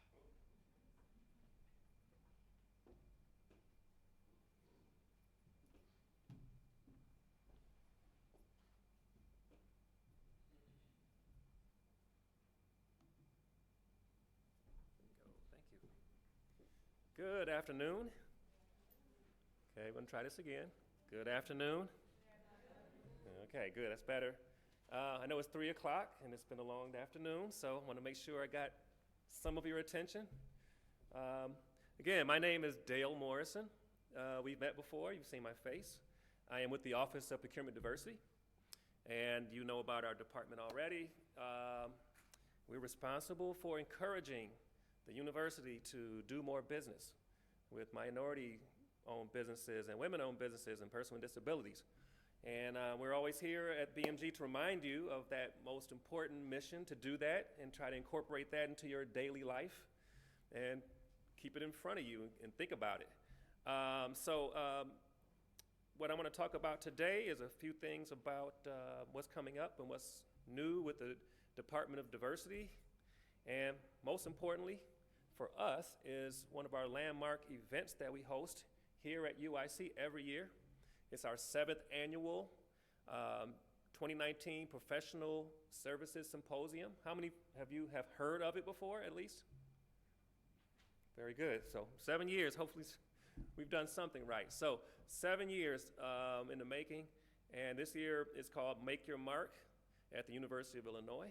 And if you don't know about this event, it's one of our highlight events of the year. As opposed to just our regular outreach events where people come to a table and just hand out business cards and go their merry way. We actually invite selected vendors, selected MBE, WBE firms in a number of different professional services areas, like as you see here, architectural and engineering, communications, marketing services. They're all listed here. And we select vendors to come in and basically do a pitch, 35 minutes, and they get to meet with key people at the university. The decision makers, and they're allowed to present their services to you and to answer questions or kind of dialogue with you to find out what your needs are and what they can provide. So it's really more of an intimate type of a setting for these vendors, and it's an important event for the university because at the end of the day, it's about building relationships. And again, if the university does not know who these individuals are or about their services or don't feel comfortable doing business with them, then we don't do business with them. So we continue to use the same vendors over and over again. And what the purpose of our department, of course, is to try to get us to use more women and minority businesses in what we need, our daily needs.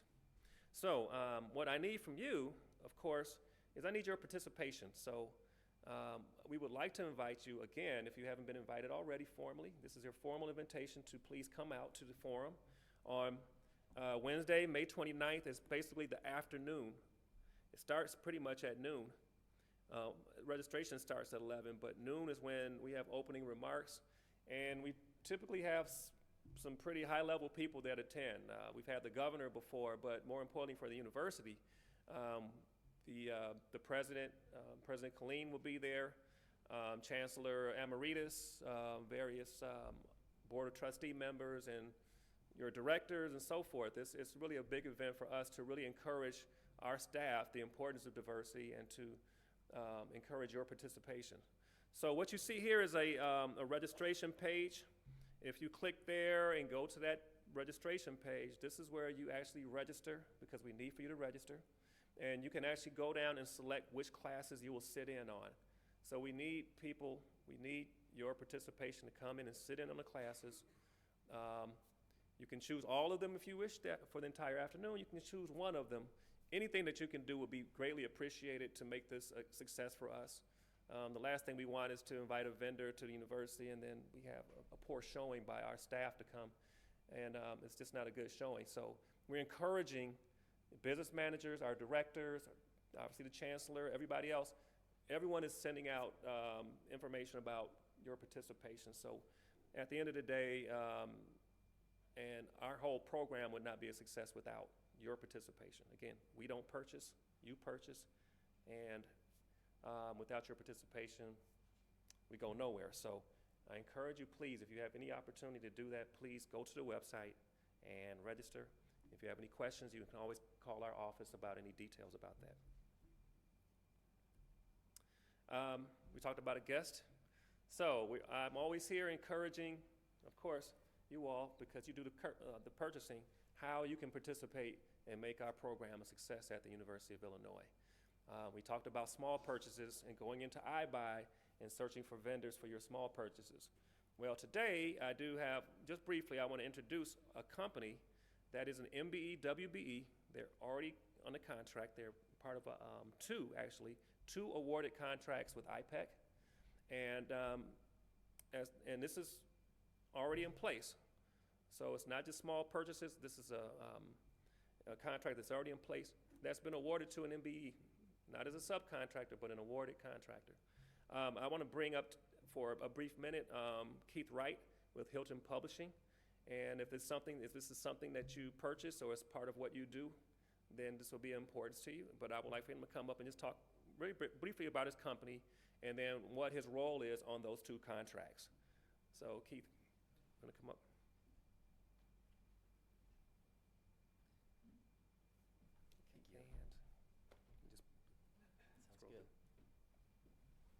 Well, thank you for the opportunity, Dale, and everyone to talk in front of you. I'm going to sound a little bit like a cartoon character here. I've got a little stuffiness going on, so bear with me on that. But I'll talk fast. I do that anyway. As I've heard the presentations today, we exist really to do the same types of things that you're doing. Hilton Publishing started out as a publishing company, and we are in the business of really providing sustained access to educational content and resources. So we'll go into that in just a bit, but we are on 2 awards, and there's always a common theme. Everyone is looking to obtain content at a reduced cost and in an efficient way. So that's what we do. I won't read through all these words, but just so you're aware. And I'll be available at the end of the conference outside if we can have a little bit further conversation. I'm there. But really, any type of content, every day right now, your business units are obtaining books, whether it's professional, scientific, textbooks, the healthcare side, medical coding books, patient educational material, physician material, nursing material. Really, you can't really name anything that we don't obtain. We're a reseller of books. And the award is for textbooks, but please think of us for any type of content and also in any type of format. Books, hard copies, DVDs, CDs, any type. So right now, your business units or departments are acquiring books, for example, and maybe going to a website or going to a various number of suppliers and clicking on and checking how many you want and seeing a price. We're different. Yes, we're a diverse supplier, but most important, we provide a different type of value. What we do is we have a network of publishers and distributors around the country that we go out on your behalf. Once you give us a request for, let's say, 50 textbooks, we will go out into the U.S. network that we have, our relationships, and we also have volume because we do this with universities all around the country. We negotiate on your behalf. So instead of paying a set price, we want to negotiate and lower your cost and give you a quote back. So instead of just clicking on a website and paying a price, we go back and forth with the distributors and publishers out in the U.S. and negotiate the prices down. Our goal is to reduce your costs by about 10% versus what you previously paid. So we are not here to sell you anything new, a new widget to increase your costs. We really are here to lower the cost on things that you're already buying right now. We're on 2 awards. First is the Textbook Award. But think of us on a broader scale too, because we help the healthcare industry quite a bit, because the University of Illinois needs patient educational material, physician reference guides, etc. So all of that is available. On the textbook side, again, we just worked with one of the departments in the University of Illinois, and they needed textbooks. So they asked us to provide them a quote and a price. We did that, and then we were their source for that material. And the key here also is we're a one-stop shop. Based on what your business units need, you may need to go to different types of suppliers to get that. We have relationships with those different suppliers, so you just come to us as a one-stop shop, and then we go and we contact all those different distributors out in the U.S. and provide you a quote back. We have an expertise in this and a scale. We do this all across the nation, so it's the relationships and the volume, and that's why we're different. The second award is for library materials. I've heard conversations about different services that you need. We have a business unit that really focuses on providing library services. And that can go from just a bit on a per request basis, article requests, literature searches. We have master degree librarians on staff that provide this service. They are experts in doing research. If an article request comes in, they do the research, they provide the content back that you're looking for. So when you're looking at the library area, we're very vast in that area. This award talks about archived materials, subscriptions, and periodicals. We provide that service. We have librarians that are remotely based and provide that service for you. Just a quick list of a portion of our customers, both on the education side and on the healthcare side. So just like here, all these universities use us as a source for their materials, and healthcare customers, they use us for obtaining content as well. Another thing that I heard about as, especially on the healthcare side, as everyone needs to go to conferences to get their CMEs or CEU credits or professional education credits, we register users for those conferences, and as opposed to just going online last minute, registering and paying a fee, we do that on your behalf. And we have relationships with all those associations so that we're able to lower the costs on those registrations about 20 to 30% on average. So I always, when I was going to a convention or a kind of an event, I would register, pay it, and that was it. HPC can do that for you. And then what you're paying in registration fees or membership dues, we work to bring that cost down. Here's just a quick testimonial from one of your colleagues. They had a request for 50 textbooks, and you can see what she said. We're fast, easy to work with, responsive, great pricing. We met their needs. They'll use us in the future. So again, this is not something new that you're going to go and acquire.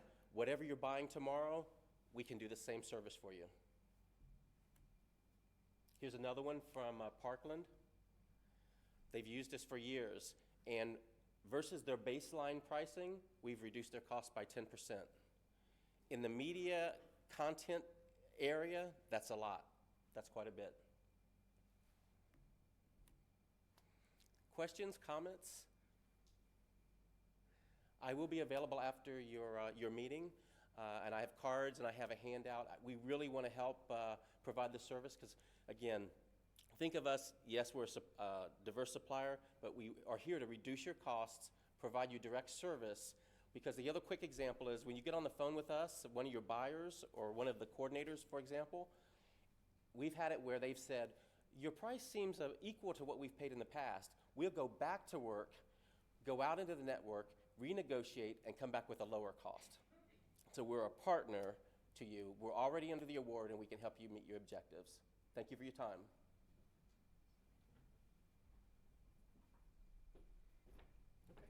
Well, thank you very much, and thank you all for your attention from both of us. And I meant to ask, are there any questions about our department or anything about the symposium that's coming up in the next couple of weeks?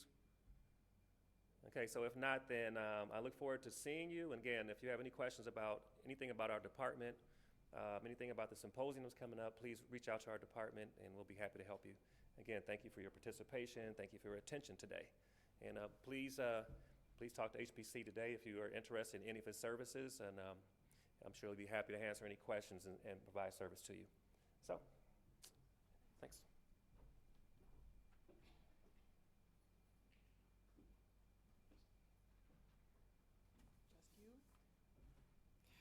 Last up, Aaron Rosenthal with some contract monitoring policy information and purchasing updates.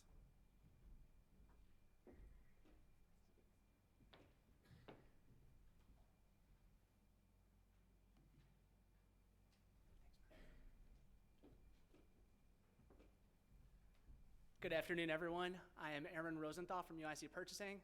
I am not Deborah Matlock, who unfortunately could not be here today. Before I get too far along, wanted to put in another quick plug for the Professional Services Symposium that Dale mentioned.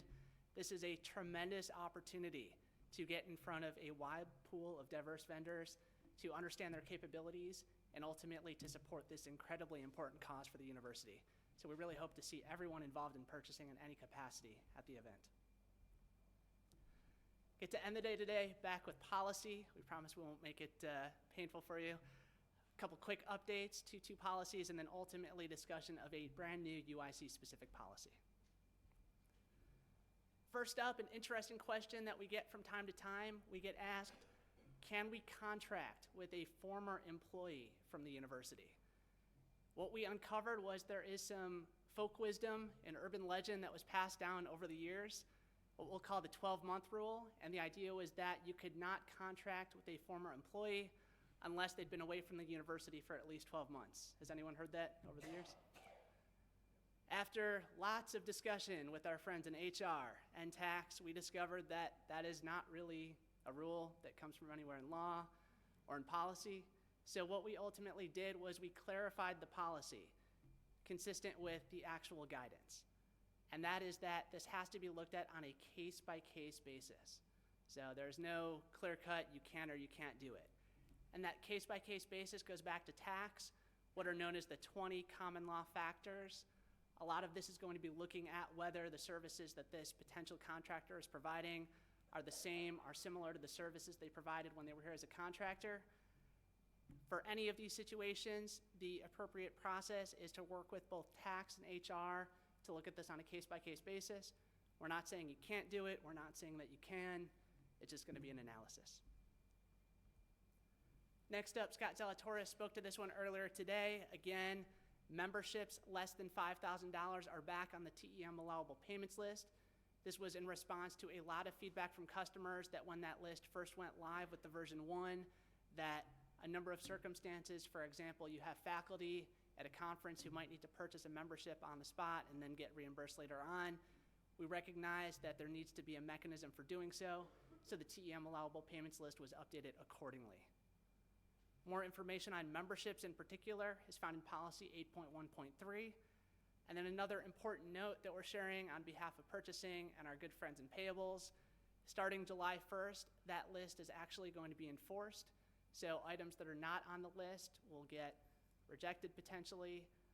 The focus was really on cleaning up, again, what is allowed within TEM to ensure that that system's being used for its intended purpose. We wanted to take a long grace period, if you will, leading up to that, and that's what we've been working through to ensure that if there was anything that we weren't aware of, such as memberships under $5,000 that had to be recalibrated, that we did so accordingly. So please, please take a close look at that document. We're really trying to have a nice, concise, clean document on what is and isn't allowable within TEM. Like everything else that we do, it's always a work in progress. If other issues arise, please, please let us know so that we can update that accordingly. Now we'll get to the real meat. I know everyone here is as excited as we are about a new policy. Maybe not so much, but this is a very, very important one. And here at UIC, we're going to be trendsetters. So Scott didn't speak to this one earlier because for now, this is a UIC policy. Our good friends in Champaign-Urbana and Springfield may ultimately build off of the work that we started with here. But effective July 1st, we're going to have a brand new contract monitoring policy. The genesis of this goes back to the former Chief Compliance Officer, Dr. Bill Chamberlain. There were a number of compliance issues, more primarily on the healthcare side, but ultimately this was such an important area that we expanded the scope to include really all of the contracting that is being done by a number of the core contracting offices within the university. What is contract monitoring? We all do a really good job of the first half of the contract management process. So if you think about contract management as everything from identifying a contract need all the way to the contract getting signed and what we'll call contract closeout, so everyone has done what they're supposed to do in accordance with the contract, perhaps the contract has expired or been formally terminated. Where the university has been lacking is everything that happens after the contract is fully executed. In the simplest terms, contract monitoring is making sure that when we sign these contracts, we're making sure that the parties are doing what the contract says they're going to be doing. So if we're talking about a purchasing contract and the vendor says that they're going to be performing a specific scope of services at a certain cost, are they living up to what they've agreed to do? Similarly, is the university, who is also in the context of contract making all sorts of promises, are we on our end holding up to our side of the bargain as well? So the most important piece here again, all of our work does not end when the contract gets signed. In many ways, our responsibilities just begin. With all that said, we know that the word policy probably gives people a lot of heartburn already. We recognize that you all, just like us, have limited resources. And we crafted this policy very deliberately to balance the critical need to have some activity in this area with the fact that you, just like us, have limited time, limited staff to be addressing this area. I want to specifically highlight the contracting offices that this applies to. Within UIC and within the university as a whole, there are quite a few offices entering into contracts. So specifically, as of today, this policy is going to apply to contracts processed by UIC Purchasing, the Office of Business Development Services, who handles revenue-generating contracts, as well as real estate. When we originally drafted this policy, we sought input from a number of core stakeholders, including the other contract offices. One of those offices was Grants and Contracts. We had a lot of great back and forth over whether at this time they would specifically be within the scope of the policy. There were a number of considerations, some of them due to the complexity of the whole grants and sponsors award side, but also due to the fact that Grants and Contracts is a little bit different in terms of there already being some defined responsibilities for certain monitoring activities that fall on the unit, that fall on Grants and Contracts. So for that reason, as of today, any questions or concerns in this area are going to still get handled through Grants and Contracts and the Office of the Vice Chancellor for Research. And we ask you to please reach out to them with questions about monitoring in that area. The official scope of this policy today, again, UIC Purchasing, OBDS, and real estate. Why are we even talking about contract monitoring, and why is there a need for a policy? Really, the question is, how can we afford not to look at this? If you think about contracts on a given basis, we are entering into legally enforceable documents that guarantee all sorts of funds being paid out, potentially funds being received within the university. So it's critical that we ensure, again, both parties are ensuring that they're satisfying those terms and conditions, the financial interests of the university are protected, and that we're addressing issues on a timely basis. Every so often, we'll get notified from a department that they're experiencing an issue with a vendor. We'll ask them how long that's been going on for, and they'll tell us, to our concern, it's been going on for years. So it's really going to be important to raise these issues to the surface, to engage our offices as early on as possible. And then circling back to Dale and his department, Procurement Diversity, it is critical that when we establish Business Enterprise BEP Act goals in certain of our contracts, primarily the ones that are driven to large dollar solicitations, that we are actually tracking and ensuring that those goals are being met by the vendors as a part of that process. Again, inadequate contract monitoring causes all sorts of problems.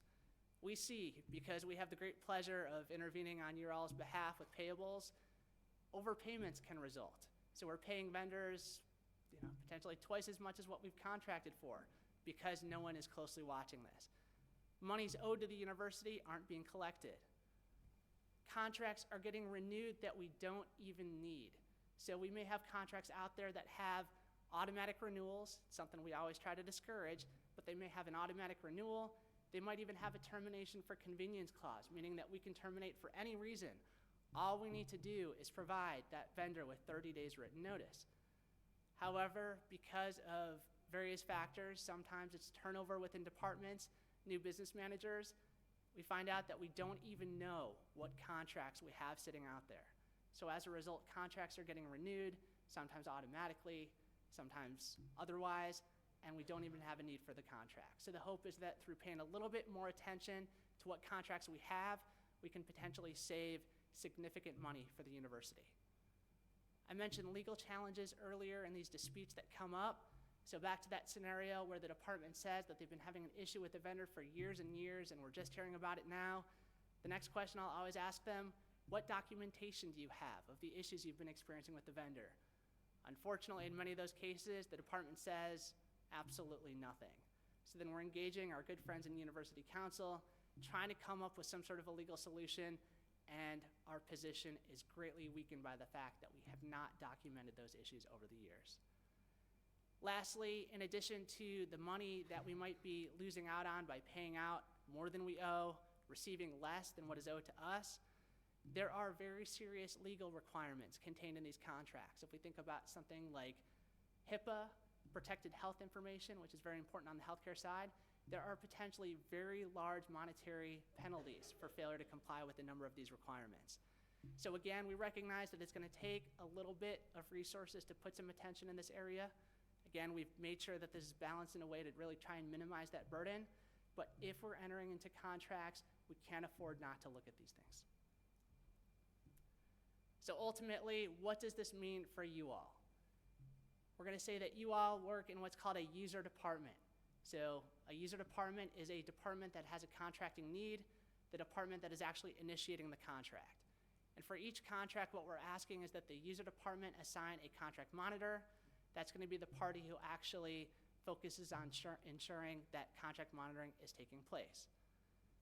Part of that is going to be looking at the contract, seeing what are the deliverables under that contract, and then ultimately making a determination based on the level of risk in that contract on how formalized the monitoring actually needs to be. We've got a lot of tools that we've developed to make this as easy as possible for you. I'll speak to that in just a little bit. Specifically, we have a sample contract monitoring plan, which is going to give you a really great format for those contracts that require the more formalized monitoring to be able to capture the information that's requested. And then we also have a tool to help you assess how risky a particular contract is and to what extent is monitoring going to be required. At the end of the day, and we're hoping that you really leave with this, all contracts require some level of monitoring. When we say all contracts, we're talking at least some baseline level of monitoring. So if you're entering into an expenditure contract, you should be ensuring that the vendor's not getting paid until we've received the goods or services. And in many cases, that's already something that many of your departments are doing. Again, though, based on greater risk, that's where potentially the need for that more formalized monitoring comes into play. The contract monitor is not only going to ensure that all those terms and conditions are being complied with, that the goods and services are being received, but also that safety and risk issues are being addressed. We have contracts that involve hazardous materials. We have contracts that involve vendors coming onto campus with additional high-risk concerns, and that's all something that the contract monitor should be focusing on ensuring is taking place. Also, as I mentioned earlier, if you're running into discrepancies, if you're running into issues with the vendor, please let our central office know as soon as possible so that we can work with you to resolve that in a timely manner. So that lays out the roles and responsibilities of you, the user department, but of course, us in the central office, we are here to help, and we're gonna have some more heavy lifting in those higher risk situations. Central office, UIC purchasing, OBDS, real estate, or UI health, to the extent that UI health already has a number of programs in place that involve heightened review of certain types of contracts. And there is going to be additional involvement of our office depending, again, on the results of that contract risk assessment. In most situations, the quote contract monitor will be someone in your user department, but if we have a contract risk assessment that reveals that a contract is especially high risk, that monitor might be someone within, for example, UIC purchasing. For any contract, if the contract monitor determines if that contractor's performance is unacceptable, again, please let us know as soon as possible, and we'll assist with potential appropriate actions. That could be establishing what's called a corrective action plan. So formally documenting, these are the steps that that vendor needs to take to ensure that they are remedying the issue in a timely manner, and if not, the consequences are going to be X. But we're here to help you with all of that, and we may potentially engage University Counsel in especially troubling situations. I alluded to a couple tools that we've made available to assist all of you in this process. The first is what we're calling a contract risk assessment. A contract risk assessment is going to be required, number one, if a contract is $250,000 or greater. We tried to align that threshold to another important figure on the purchasing side for when some additional approvals are required. So $250,000 or greater, it's going to trigger the need for this assessment. Similarly though, regardless of the dollar amount, if certain other high-risk factors are present, we're going to ask you to please complete that assessment as well. What are those high-risk factors? We already have an existing document that was developed by risk management, really focused around insurance. It identifies certain categories of services. For example, if you're purchasing hazardous materials that are already deemed to be high risk, if within that insurance matrix something is deemed to be high risk, then please complete the contract risk assessment. Similarly, we have certain categories of purchases, other factors associated with certain purchases that are just inherently risky. For example, if something involves protected health information in HIPAA, really if it's involving personal information, sensitive information being shared with outside parties in any capacity, that in itself should trigger you completing this contract risk assessment. Lastly, contracts involving IP, intellectual property licensing, as well as non-disclosure agreements, because of the additional risk associated with that, those are going to trigger the need to complete this contract risk assessment. What happens when you actually complete this contract risk assessment? It's a matrix. I know it's a little bit small, so we'll make sure through Gloria and Bernadette and Dana to share these documents when the final materials from today's meeting are shared. It's essentially a table that you go through. It has certain factors. For example, it looks at the amount of the contract. Based on the amount of the contract then, it's got some guidance. If this contract, for example, is less than $10,000, that factor is going to be rated low risk. If it's $10,000 to $249,999, that's going to be rated medium risk.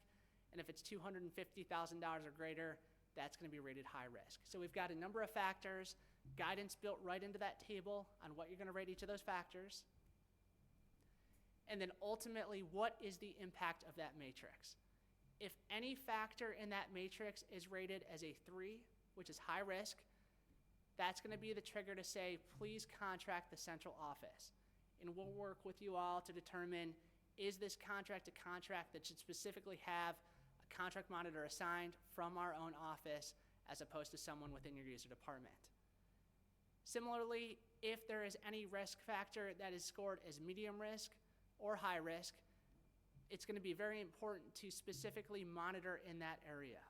So if a contract, let's say, is only $50,000, that would be a medium risk contract.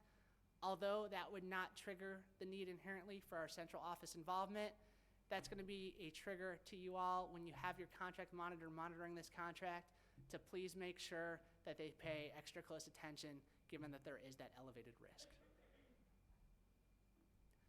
I mentioned earlier we've got a sample contract monitoring plan available. Again, I know this is a little bit small on the screen, but it essentially captures some background information on the contract and provides a standard format that you all are more than welcome to take advantage of for capturing what are the risk factors of that contract, what are the specific steps that you're going to be taking, and there are a lot of these steps outlined in, we also have contract monitoring procedures, so an additional document that goes into a lot of detail about what all is involved in contract monitoring. And then ultimately, we also have a format that you can use to log what contract monitoring activities have been taking place. So if you have a kickoff with the vendor at the start of this process, which we definitely recommend to make sure everyone's on the same page, you can capture the date of that meeting and what were the outcome of that meeting as well. So kickoff meeting took place on July 1st. You're documenting that the meeting was completed and that ultimately you and the vendor are on the same page about expectations. Important links coming very soon. The contract monitoring policy is going to live on the UIC policy webpage. These additional documents we are still working through most likely will live on the UIC purchasing webpage. Again, in follow-up to today's meeting, we'll send out all of these documents. All of this is gearing up towards a July 1st go live. We want to make sure that you all have an opportunity to closely review all of this documentation. In developing the policy, we consulted very closely, not only with the other contracting offices, but also all of our user departments as well, ultimately vetting this through the Chancellor and Vice Chancellor Committee to ensure there was representation across the university. With all of that said, we know that's a lot of information sharing with you all. I want to certainly encourage any questions that you might have.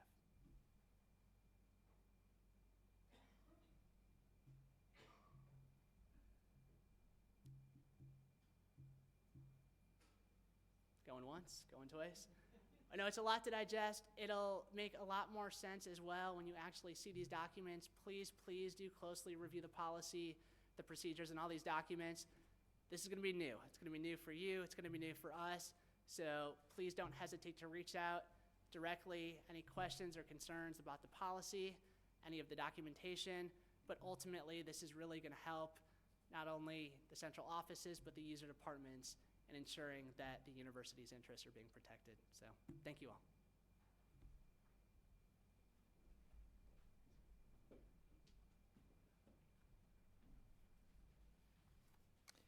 Okay, we made it, ladies and gentlemen. You hang in there till the end with me. Thank you. Just one brief update on source to pay that Stephanie promised I would give you. The final approvals on the ITPC side of the project have been granted. It's considered a large project, so we just received approval from AAPC to move forward. The transition team continues to take a look at negotiating contracts. As I mentioned several times ago when we got together, there will really be 5 components of the project overall. The first 3 are going to be focused on first. We're solidifying timelines, and I-buy optimization is one of the first and most important things that will happen. As Stephanie mentioned, the travel and expense management application and processes are under review, and that's kicking off also kind of concurrently. And I'll look at ICS and its future in terms of the contracting process and integrating it more with I-buy. So lots of things to come up on that in the fall.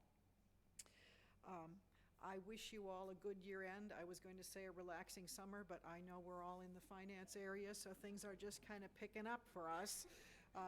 But I wish you all a good year end, and I hope you find some time to rest and relax. We'll see you in the fall. Thanks for coming.